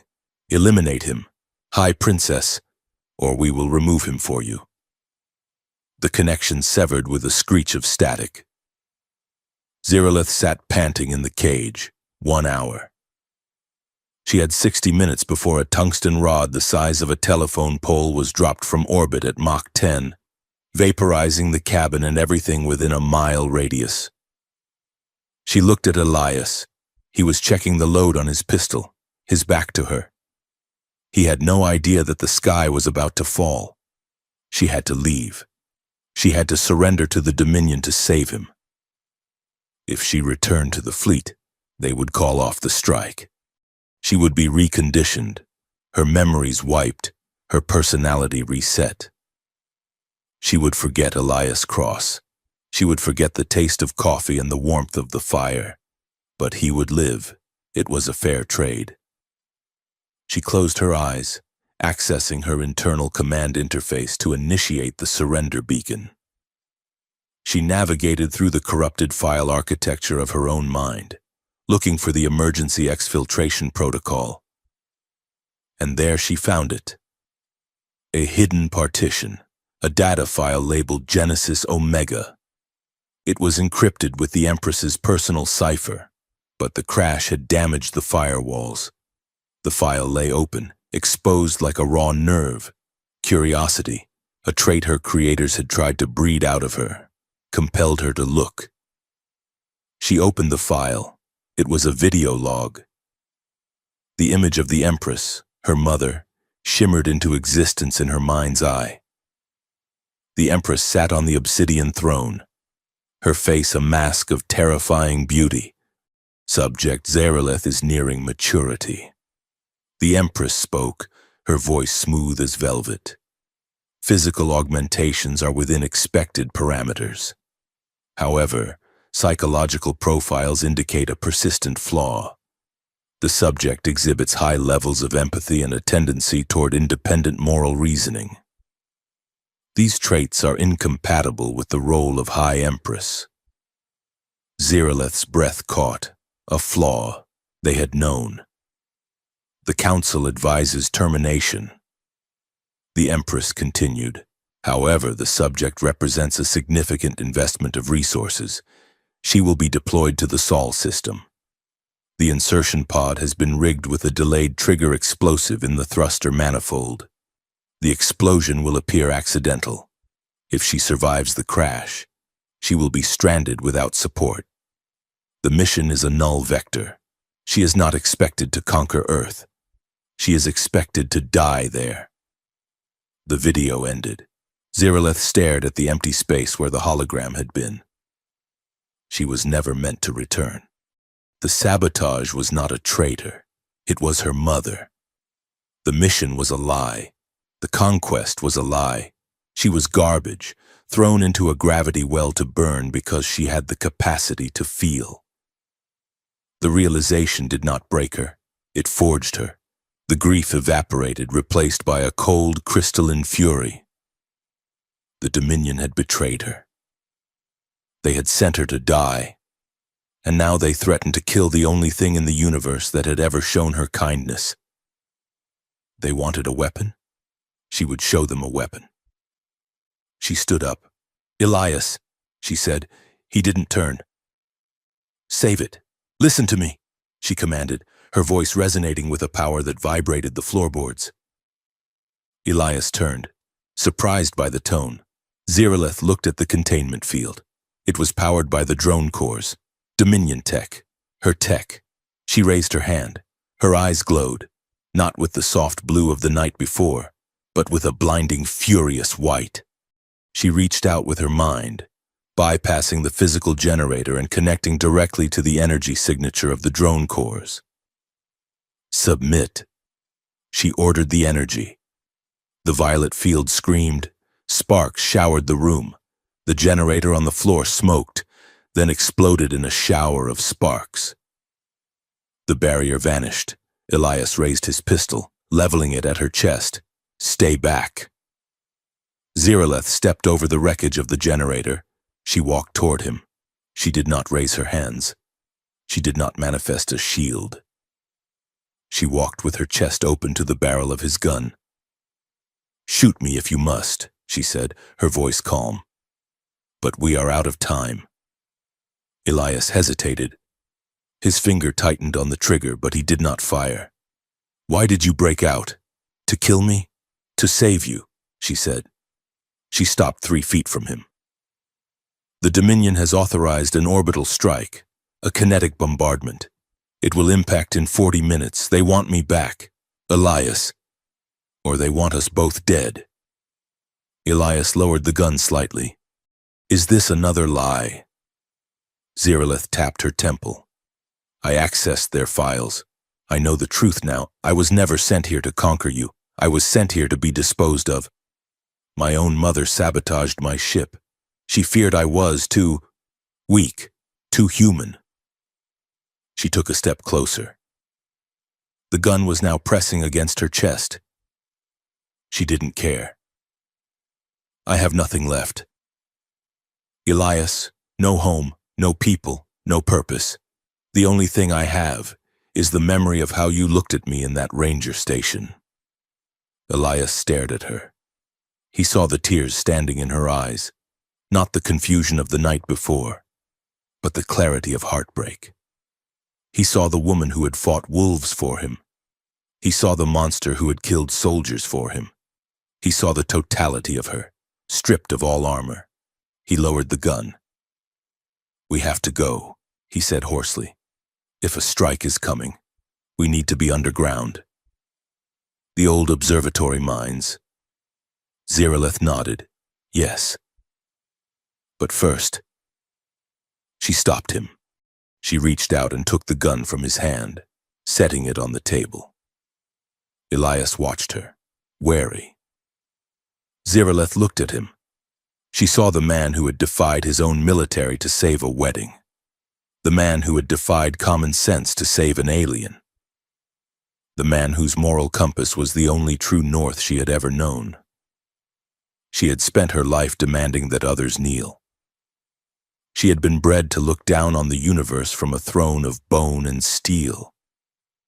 But looking up at him, she realized that the view from the bottom, from the place of service and devotion, was the only view that mattered. She didn't beg. She didn't plead. Slowly, with the grace of a queen and the humility of a pilgrim.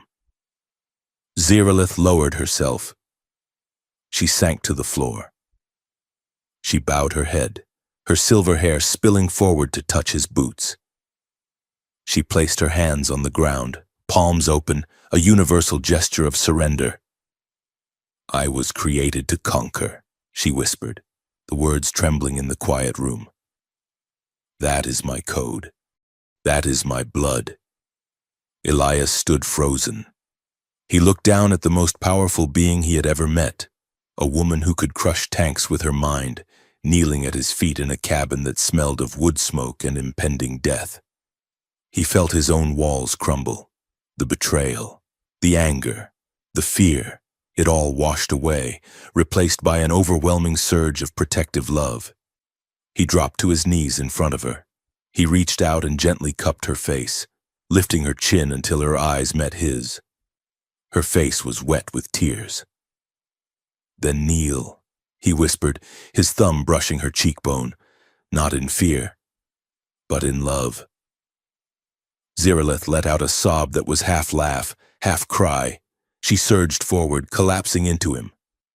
Elias caught her, his arms wrapping around her waist, pulling her tight against his chest. They didn't speak. There was no time for speeches. The clock of the bombardment was ticking down. But in that moment, in the shadow of annihilation, they reclaimed what had been stolen. He kissed her. It was deep, slow, and devastatingly tender. It was a kiss that erased the containment field, the lies, and the war. Ziralith responded not with dominance, but with total vulnerability. She opened herself to him, telepathically and physically. She let him feel her fear, her hope, and the vast, terrifying depth of her love for him. She let him see the lonely girl inside the war machine. They moved together, the urgency of the evacuation forgotten for a precious few minutes. They lay on the rug before the dying fire, making love with a desperate, sacred intensity. It was different this time. There was no power struggle. There was no friction of wills.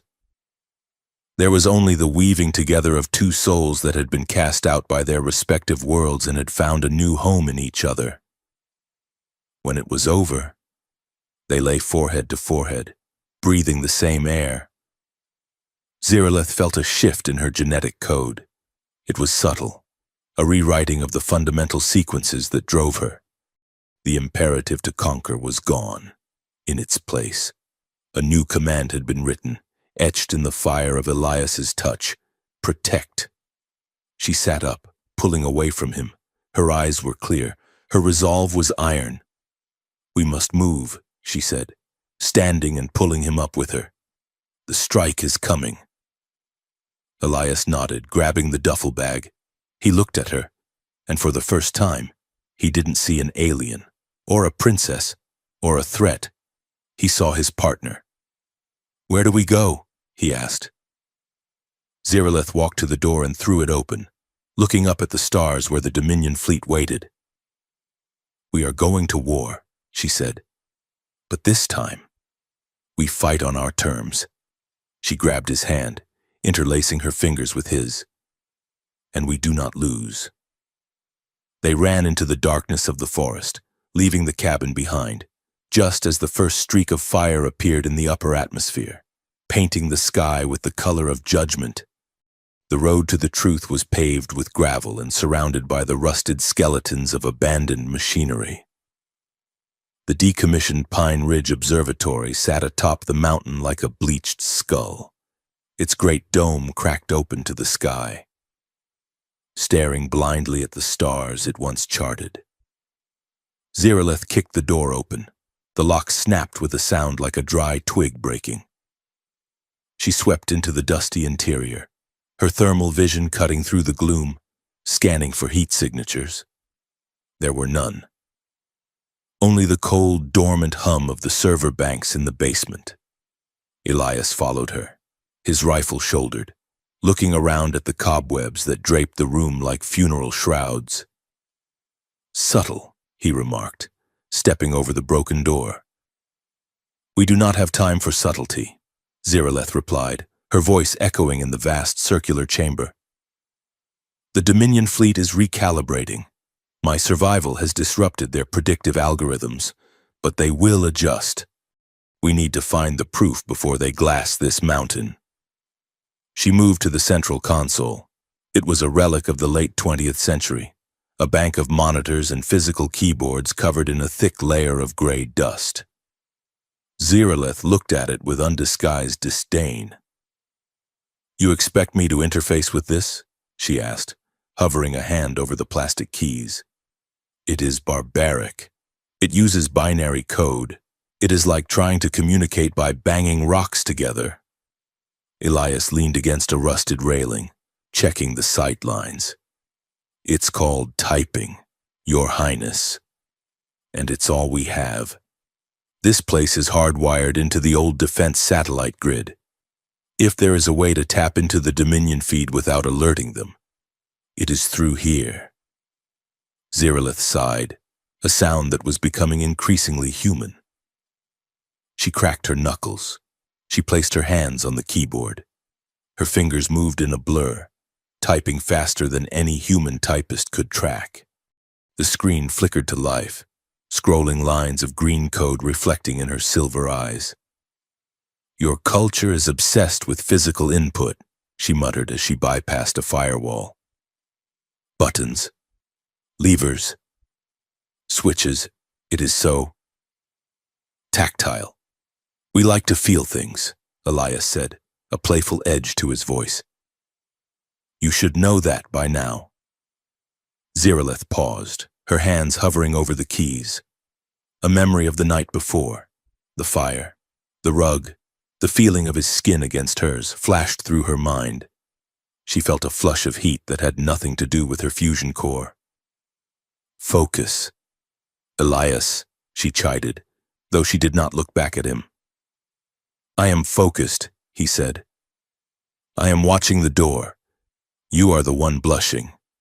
"I do not blush," she retorted, resuming her assault on the mainframe. "My circulatory system is merely optimizing thermal distribution." "Uh-huh. Keep telling yourself that." A heavy clunk echoed from the server banks below. The screens flashed red, then settled into a steady stream of alien script. Zeraleth had bridged the gap. She had used the human satellite array as a mirror, catching the encrypted burst transmissions of the Dominion fleet in orbit. "I am in," she whispered, accessing the flagship's archives, searching for Project Matriarch. The screen shifted. A holographic projection sparked to life above the console, grainy and flickering. It displayed a rotating double helix of DNA, but it was fractured, spliced with artificial sequences. Zeraleth's breath caught in her throat. Images began to cycle. Faces, hundreds of them. Women with silver hair, women with violet eyes, women with skin that glowed. They were all beautiful. They were all terrifying. And they were all dead. The files scrolled past, each one marked with a red stamp. Liquidated. "What is this?" Elias asked, stepping up beside her. He looked at the faces. "They look like you." "They are me," Zeraleth said, her voice hollow. "Or versions of me. Look at the designations. Alpha, Beta, Gamma. I am a generation Zeta." She pointed to a block of text floating in the air. The conspiracy unraveled before their eyes. The Dominion did not just conquer worlds. They farmed conquerors. They engineered high princesses to lead invasions, embedding them with charisma, tactical genius, and lethal power. But they built a failsafe. As soon as the conquest was complete, as soon as the princess began to develop an attachment to her subjects or her own power, a kill switch was activated. The subject develops emotional instability post-victory. The file read, "Loyalty compromised by ego. Solution, termination, and replacement. They kill us," Zeraleth realized, gripping the edge of the console until the metal groaned. "Once we win, they kill us. They replace the leaders of the conquered worlds with puppets, and they recycle our genetic material for the next batch." Elias read over her shoulder. "It is a cycle, a factory line of queens." "We are not queens," Zeraleth spat. "We are disposable razors, used once, then discarded before we get dull." A new file popped up. It was labeled Active Assets. Zeraleth opened it. A single face rotated in the hologram. It was not Zarelith. It was a woman who looked like her dark reflection. Her hair was the color of obsidian, her eyes a burning radioactive green. Her jaw was sharper, her expression devoid of the curiosity that had always plagued Zarelith. Designation: Ziara. Zarelith read. Status: deployed. Elias stiffened. Deployed where? The answer came not from the screen, but from the roof. A thunderous boom shook the observatory. Dust rained down from the cracked dome. The sound of thrusters, heavy military-grade ion drives, screamed directly overhead. "They are here!" Elias yelled, swinging his rifle toward the entrance. The roof did not just break, it disintegrated. A beam of coherent gravity slammed into the floor of the observatory, pulverizing the concrete. Through the hole descended a figure. She floated down, suspended in an anti-gravity field. Her armor was black chrome, spiked and aggressive. A cloak of woven energy rippled behind her like a storm cloud. She landed softly, her boots touching the debris without making a sound. She looked at Zarelith. Her green eyes narrowed. "Sister," the woman said. Her voice was like oil sliding over a blade. "You look terrible. Is that flannel? How rustic." "Zayara," Zarelith said, stepping in front of Elias. "The replacement. I prefer to upgrade," Zayara corrected. She glanced at the computer console. "Digging through the family photo album? It is tragic, isn't it? Knowing you were broken before you were even decanted." "I am not broken," Zarelith said, her hands igniting with white telekinetic fire. "I am free." Zayara laughed. It was a cold, tinkling sound. "Freedom is a defect. You are a glitch, Zarelith, a rounding error. And I am the correction." She raised her hand. She did not aim at Zarelith. She aimed at Elias. Elias moved, diving behind a concrete pillar as a bolt of black energy tore through the air where his head had been. The pillar exploded, showering him in shrapnel. "Run! Elias!" Zarelith screamed. She lunged at Zayara, a telekinetic blast forming in her palms. Zayara simply stepped sideways, moving with a speed that blurred the eye. She caught Zarelith's wrist, twisting it with bone-snapping force, and threw her across the room. Zarelith slammed into the wall, cratering the brickwork. She slumped to the ground, gasping. Zayara turned her attention back to the pillar. She flicked her fingers. The rubble lifted into the air, exposing Elias. The native, Zayara mused, the biological contaminant. Mother was very specific about him. Elias raised his rifle and fired 3 rounds. Bang! Bang! Bang! The bullets stopped in midair, inches from Zayara's face, held by a personal gravity shield. She looked at the lead slugs with boredom, then let them drop to the floor. "Quaint," she said. She extended her hand. Elias was yanked from the ground by an invisible force. He clawed at his throat, choking, his feet dangling 2 feet off the ground. "Elias!" Zarelith roared. She scrambled up, blood running from her nose. "Let him go!" Zayara smiled. She turned to Zarelith, holding Elias in the air like a prize. "Do you want him?" she asked. "Then come and claim him." A tractor beam shot down from the hole in the roof, bathing Zayara and Elias in blinding blue light. Zarelith sprinted forward, leaping into the air, but she was too late. The beam retracted. Zayara and Elias vanished into the belly of the stealth corvette hovering above. The engines flared, and the ship shot upward, breaking the sound barrier and disappearing into the clouds. Zarelith stood alone in the ruin of the observatory. The silence returned, heavier than before. She looked at the hole in the roof. She felt the familiar pull of the Dominion ship, the frequency of its drive core, the specific harmonic of its shields. It was calling to her. She wiped the blood from her lip, Her eyes went completely white. "You made a mistake, sister," she whispered to the empty sky. "You left me alive." Infiltrating a Dominion corvette was not like breaking into a house. It was like breaking into a living organism. The ship, the Vanguard, was orbiting in the upper exosphere, cloaked from human radar. Zeraleth did not have a ship. She did not have a shuttle. She had gravity. She found the old atmospheric research rockets in the basement of the observatory. Solid fuel boosters meant to launch weather satellites. It took her 20 minutes to rig the guidance system. It was a suicide launch. It was madness. She strapped herself to the exterior of the rocket using industrial cable. She initiated the launch sequence. The acceleration nearly liquidated her internal organs. She rode the pillar of fire up through the cloud layer, the G-forces crushing her chest. As the rocket reached the apex of its trajectory, entering the thin, freezing air of the mesosphere, she detached. She was floating in the near vacuum, the curve of the earth blue and blinding below her. She spotted the shimmer of the cloaked ship, a distortion in the star field. She used her own telekinesis as a thruster, pushing herself through the void.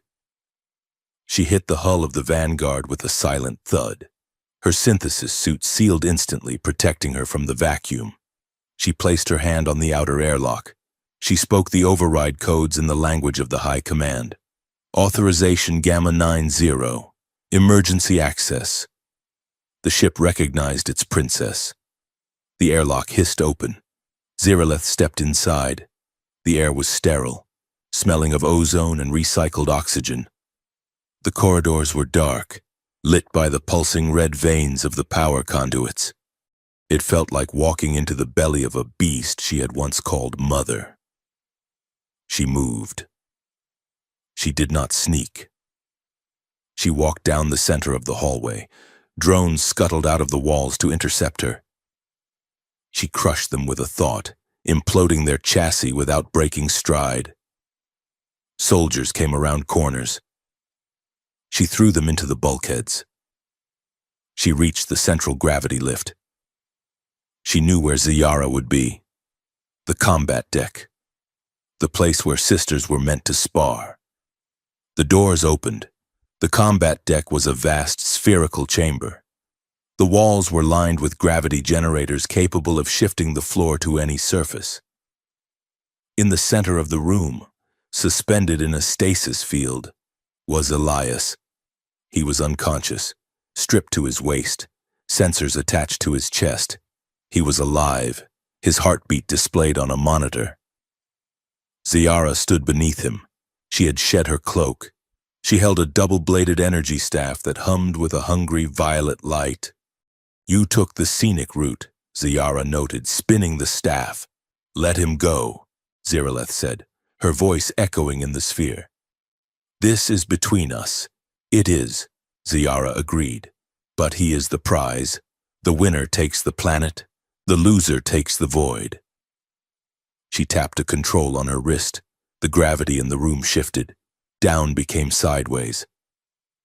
Zeraleth fell toward the right-hand wall, landing in a crouch. Ziyara landed opposite her.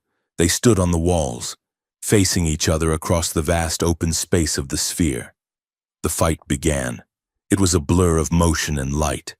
Ziyara leaped, crossing the 50 feet between them in a heartbeat. Her staff slashed down. Zeraleth blocked it with a telekinetic shield, the impact sending a shockwave that rattled the hull plates. They fought across the shifting planes of the room. The gravity changed every few seconds. One moment they were fighting on the ceiling. The next they were in freefall. Ziyara was faster. She was newer. Her aggression was unchecked by morality.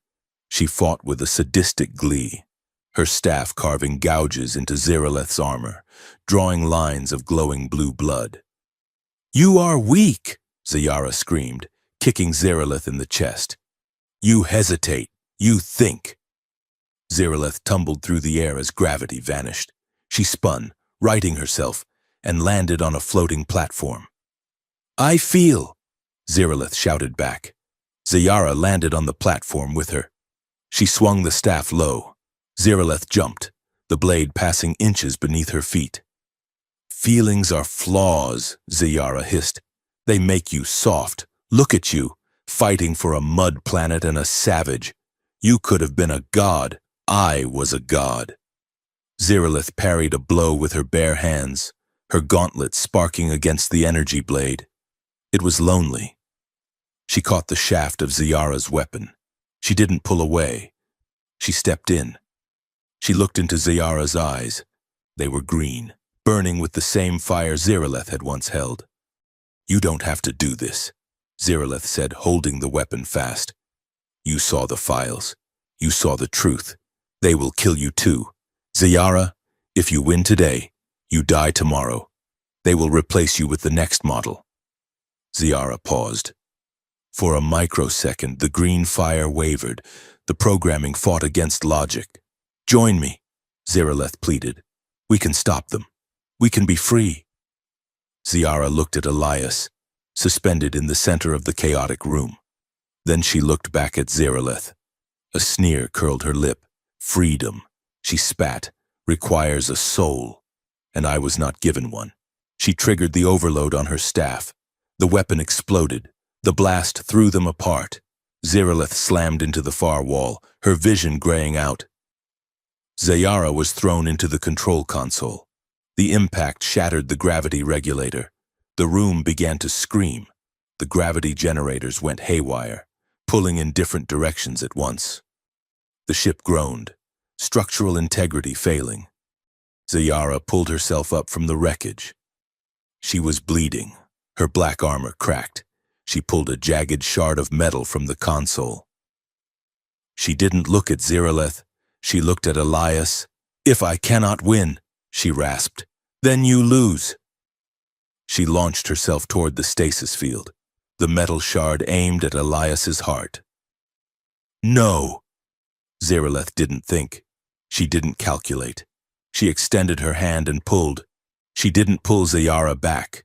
She pulled the structural support beam from the ceiling. The massive girder tore loose and slammed into Zayara mid-air.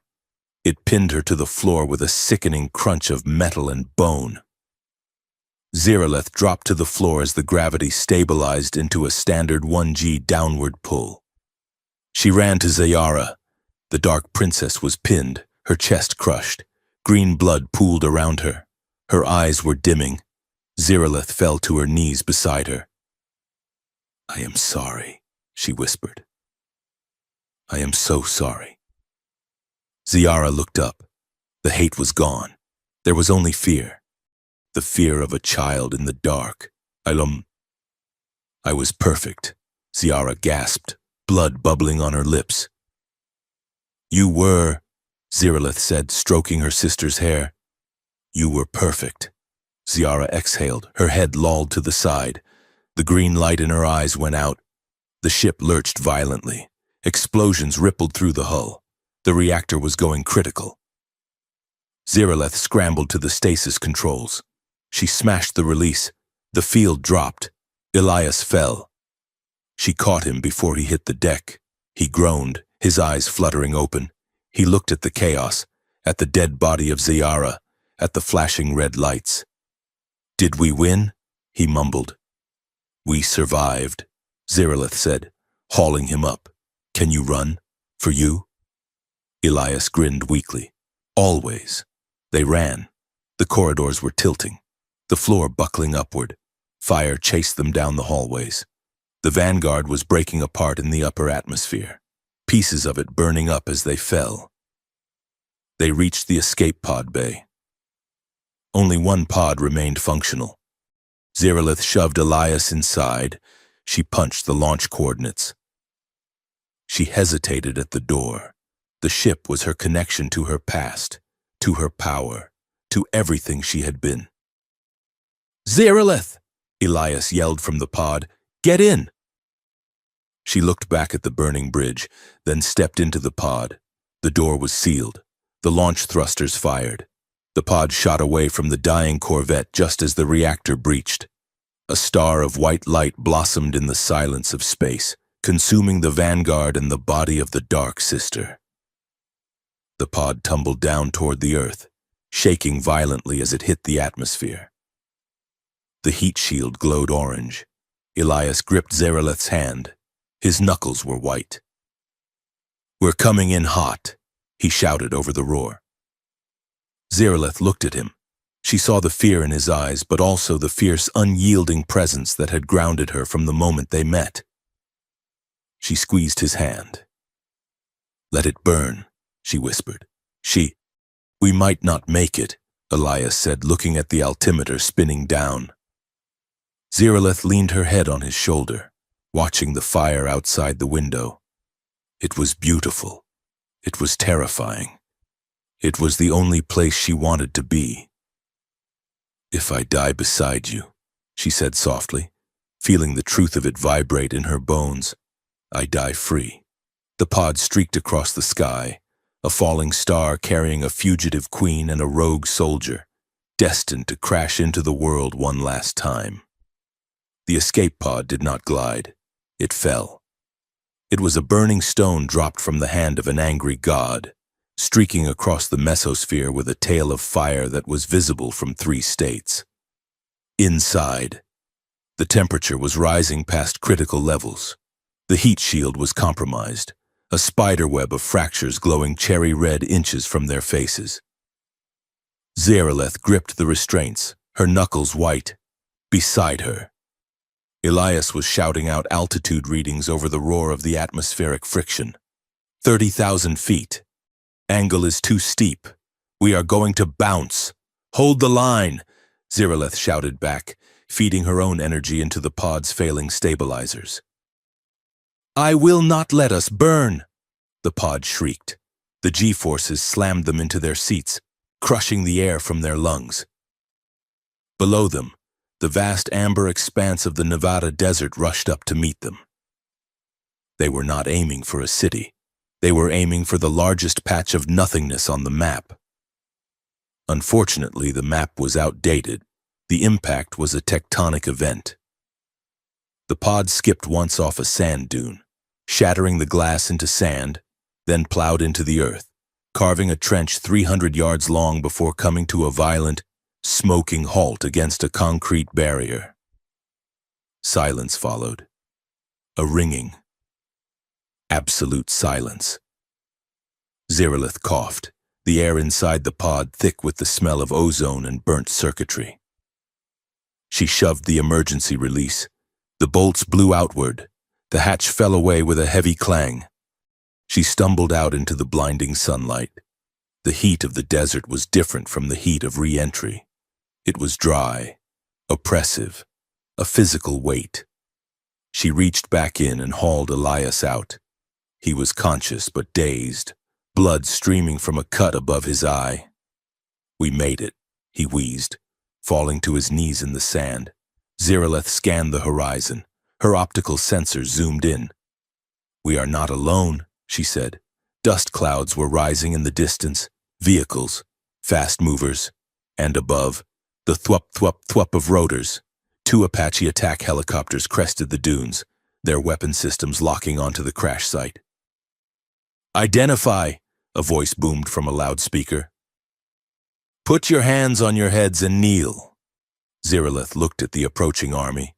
Humvees with mounted .50 caliber machine guns surrounded them in a tightening circle. Soldiers in tactical gear poured out, weapons raised. She felt the familiar surge of combat protocols. She could dismantle them. She could crush the Humvees like aluminum cans and swat the helicopters from the sky. She took a step forward, her eyes beginning to glow. "No," Elias said. He stood up, swaying slightly. He placed a hand on her shoulder. "If you fight, we lose," he said quietly. "They are scared. They think you are the invasion. Show them you are not." Zareleth looked at the soldiers. She looked at Elias. The warrior inside her screamed to strike, to dominate, to survive. But the woman who had learned to chop wood and cry in a ranger station, took a breath. She powered down. The glow faded from her skin. She raised her hands. Palms open. "We surrender," Elias shouted, his voice cracking with thirst. "We are unarmed. Do not fire." The soldiers rushed in. It was a chaotic swarm of shouting, rough hands, and plastic zip ties. Ziraleth was forced to her knees. A soldier struck her in the back with a rifle butt. She did not flinch. She did not retaliate. She looked at Elias as they dragged him away, kicking and shouting her name. "Trust me," he yelled as they threw him into the back of a transport truck. "Trust the play." Then the bag was pulled over her head, and the world went dark. The interrogation room was cold. It was a calculated cold, designed to make the occupant shiver, to feel small and exposed. Elias sat at a metal table, his hands cuffed to a bolt in the floor. He had been there for 6 hours. The door opened. A man walked in. He wore a pristine Air Force uniform, the stars on his collar glinting under the fluorescent lights. General Harker. Elias knew the type. Career military. By the book. Unimaginative. "You are a hard man to find." "Sergeant Cross," the general said, sitting opposite him. "Dishonorable discharge. Off the grid for 5 years. And then you drop out of the sky in an alien spacecraft with a woman who registers enough bioenergy to power Las Vegas." "I'm just a tourist." "General," Elias said, his voice rasping. Harker slammed a folder on the table. "We know what she is. We tracked the vessel. We saw the explosion in orbit. The Dominion. That is what the signals call them. They have been probing our defenses for months. And you are collaborating with the enemy." "She isn't the enemy," Elias said calmly. "She is a defector. She has intel that can save this planet." "Intel?" Harker scoffed. "She hasn't said a word. She sits in containment and stares at the wall. The only reason we haven't dissected her yet is because we can't figure out how to pierce her skin. You want to know what's happening?" Elias leaned forward, the chains rattling. "You think this is an invasion? It's not. It's a harvest. And you are about to be the crop." Harker paused. He was listening. "The Dominion doesn't just attack," Elias continued, spinning the narrative he had crafted in the silence of his cell. "They infiltrate. They are replaced. They have agents in the highest levels of government." "That is impossible," Harker said, though his eyes flickered with doubt. "Is it?" Elias pressed. "Why do you think the defense grid didn't fire on her pod? Why do you think the satellite feeds over Oregon were looped for 3 days? Someone let her in. General. And if you kill her, you kill the only witness who can point the finger." Harker stared at him. He was weighing the risks. If Elias was lying, he was a traitor. If he was telling the truth, the general was sitting on the biggest intelligence coup in human history. "I want a hearing," Elias said. "A tribunal. The Joint Chiefs. You hook her up to your secure network. Let her show you the files she stole from their flagship. If she lies, you can execute us both.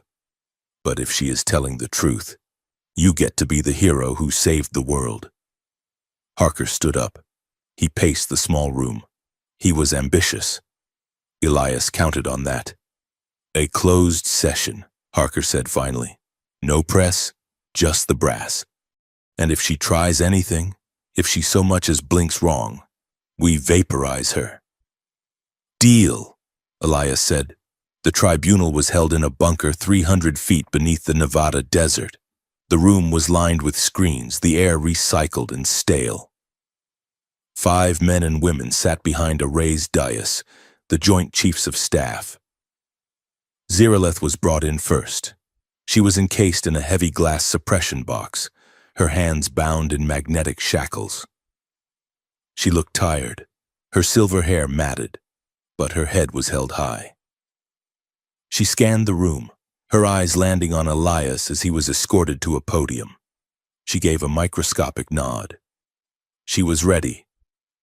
General Harker stood. Generals, admirals. The prisoner claims to possess data regarding a Dominion conspiracy. We have connected her neural interface to the secure local server, air-gapped from the global net, to view this evidence. The chairman of the Joint Chiefs, a stern man with a thick neck, leaned forward. Make it quick. Sergeant Cross. Elias cleared his throat. He looked at Zeraleth. He looked at the camera in the corner of the room, the one recording the session for the classified archives. Show them. Zeraleth, Elias said. Zeraleth closed her eyes. The cables attached to the suppression box hummed. On the main screen behind the generals, the static cleared. The files from the observatory appeared. The room went silent. The generals watched as the history of the Dominion unspooled. They saw the genetic farms. They saw the worlds that had been conquered not by fleets but by seduced leaders and replaced politicians. They saw the faces of the dead princesses. It's a lie, one of the admirals muttered. A fabrication. It is history. Zeraleth spoke, her voice amplified by the speakers. And it is your future. The Dominion is already here. They are listening to this room right now. That's impossible, Harker snapped. This system is air-gapped. Is it? Elias asked. He looked at the camera again. Or is the feed being routed to the Pentagon? And from there, to the public emergency broadcast system. Harker froze. He looked at the tech officer in the corner. The officer was pale, typing frantically. Sir, the officer stammered, the firewall. It's gone. The signal is outbound. Outbound to where? Everywhere. Sir, CNN, BBC, Al Jazeera, the internet. It's global. Elias smiled. It wasn't a nice smile. It was the smile of a wolf who had just trapped the hunter. You wanted to keep it quiet, Elias said. But the Dominion thrives in the dark. So we turned on the lights, on the screen. The footage shifted. It wasn't the files anymore. It was a live feed from the Dominion flagship, the Ethel Guard. Zeraleth had not just hacked the room.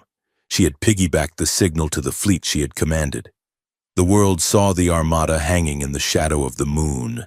They saw the weapons charging. They saw the alien commanders panicking as their stealth cloaks failed under the scrutiny of billions of eyes. And then they heard the audio. Invasion compromised. A mechanical voice screeched over the global feed. Planetary awareness at 100%. Strategic advantage lost. Abort. Abort. The generals stood up, shouting orders. Phones began to ring. The bunker descended into chaos. Zeraleth opened her eyes. She looked at Elias through the glass. We did it, she mouthed. Elias nodded. The truth was out. The Dominion could not conquer a world that knew they were coming. Their strategy relied on division, on secrecy, on the slow erosion of trust. Exposed to the light, they were just another enemy. And Earth, for all its flaws, knew how to fight an enemy it could see. The fallout was instantaneous and absolute. The broadcast of the Dominion conspiracy did what no diplomat had ever achieved. It united the planet, faced with an existential threat from the stars. Nations dropped their petty border disputes and looked up. Defense grids were linked. Missiles were reprogrammed. The Dominion fleet, realizing the element of surprise was gone and that the cattle were now armed and angry, initiated a tactical withdrawal. They were predators of opportunity, not attrition. They would not fight a unified world that knew their secrets. They turned their ships and burned hard for the outer rim, leaving the solar system in a streak of embarrassed light. Public sympathy for Zeraleth was overwhelming. She was not the invader. She was the whistleblower. She was the tragic princess who had defied her own mother to save a species that wasn't hers. 3 weeks after the crash, Elias and Zeraleth stood on the tarmac of the base. They were free. A woman in a sharp business suit approached them. She was from the United Nations. Ms. Zeraleth, she said, extending a hand. The Secretary General would like to formally offer you asylum. And a job? A job?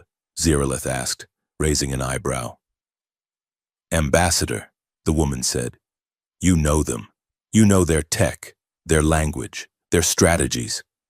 We need a voice to speak for Earth when they inevitably return. We want you to lead the new Global Defense Council. Elias watched her. This was it, the throne. It wasn't a Dominion throne, but it was power. It was status.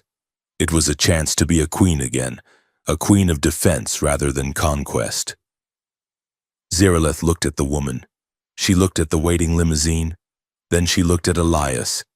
He was wearing a fresh flannel shirt and jeans, his hands in his pockets, waiting for her to choose.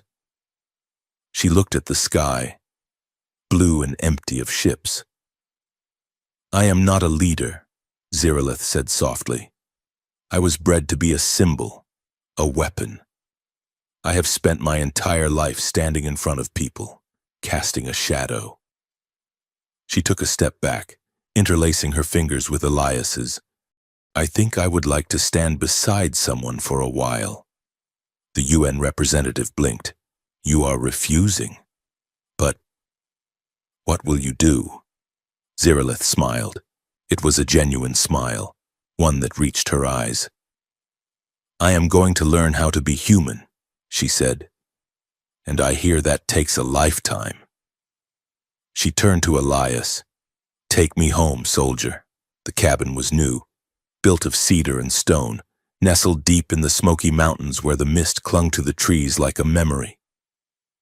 It was smaller than the one in Oregon, but it was warmer. Elias stood in the yard, an axe in his hand. The rhythm of the work was meditative. Swing, crack, split. The wood flew apart, smelling of sap and resin. He wiped his brow with his forearm, his breath pluming in the crisp autumn air. He heard the door open behind him. He didn't turn immediately. He let the presence of her wash over him. The low hum of her bioenergy, which had once set his teeth on edge, was now the most comforting sound in the world. He drove the axe into the chopping block and turned around. Zeraleth was standing on the porch. She was barefoot. She was wearing one of his shirts, an old blue flannel that was fraying at the cuffs. It hung to her mid-thighs, leaving her long, silver-skinned legs bare.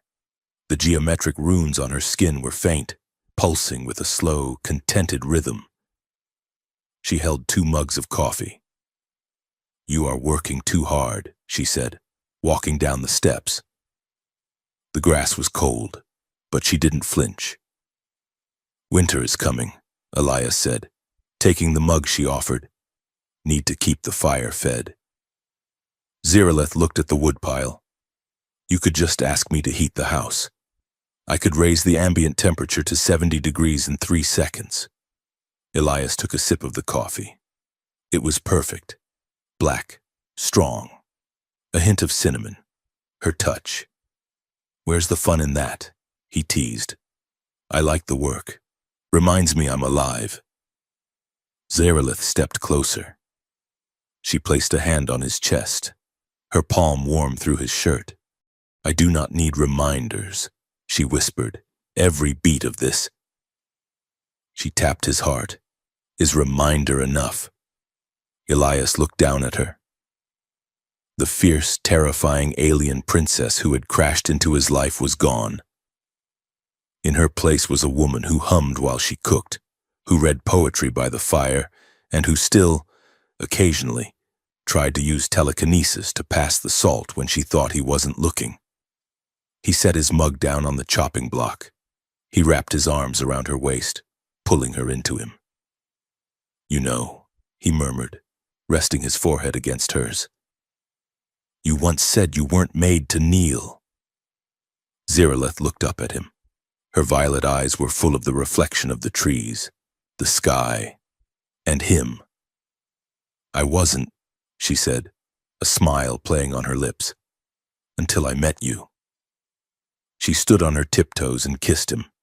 It was a slow, lingering kiss, tasting of coffee and morning air. It was a kiss that held no conquest, no strategy, no war. It was simply a promise kept. As they pulled apart, a sound drifted from the open window of the cabin. It was a laugh, high, bright, and bubbling with pure, unadulterated joy. It was the sound of a child. Ziraleth turned her head toward the window, her expression softening into something fierce and tender. She is awake, Ziraleth said. Elias looked at the window, their daughter. She had silver hair and eyes that changed color with her mood, but she had Elias's laugh. She was the bridge. She was the proof that two worlds could collide and create something beautiful instead of just wreckage. Go, Elias said, nudging her gently. I'll finish the wood. Ziraleth squeezed his hand. Then she turned and ran back toward the cabin, her bare feet leaving light prints in the frost. Elias watched her go. He picked up the axe. He looked at the sky one last time. It was vast and silent, but it no longer felt empty. Love hadn't just changed her. It hadn't just saved him. As the child's laughter rang out again, echoing through the mountains, Elias knew the truth. It had saved the future. He swung the axe, and the sound of wood splitting rang out like a bell, signaling the start of a new day.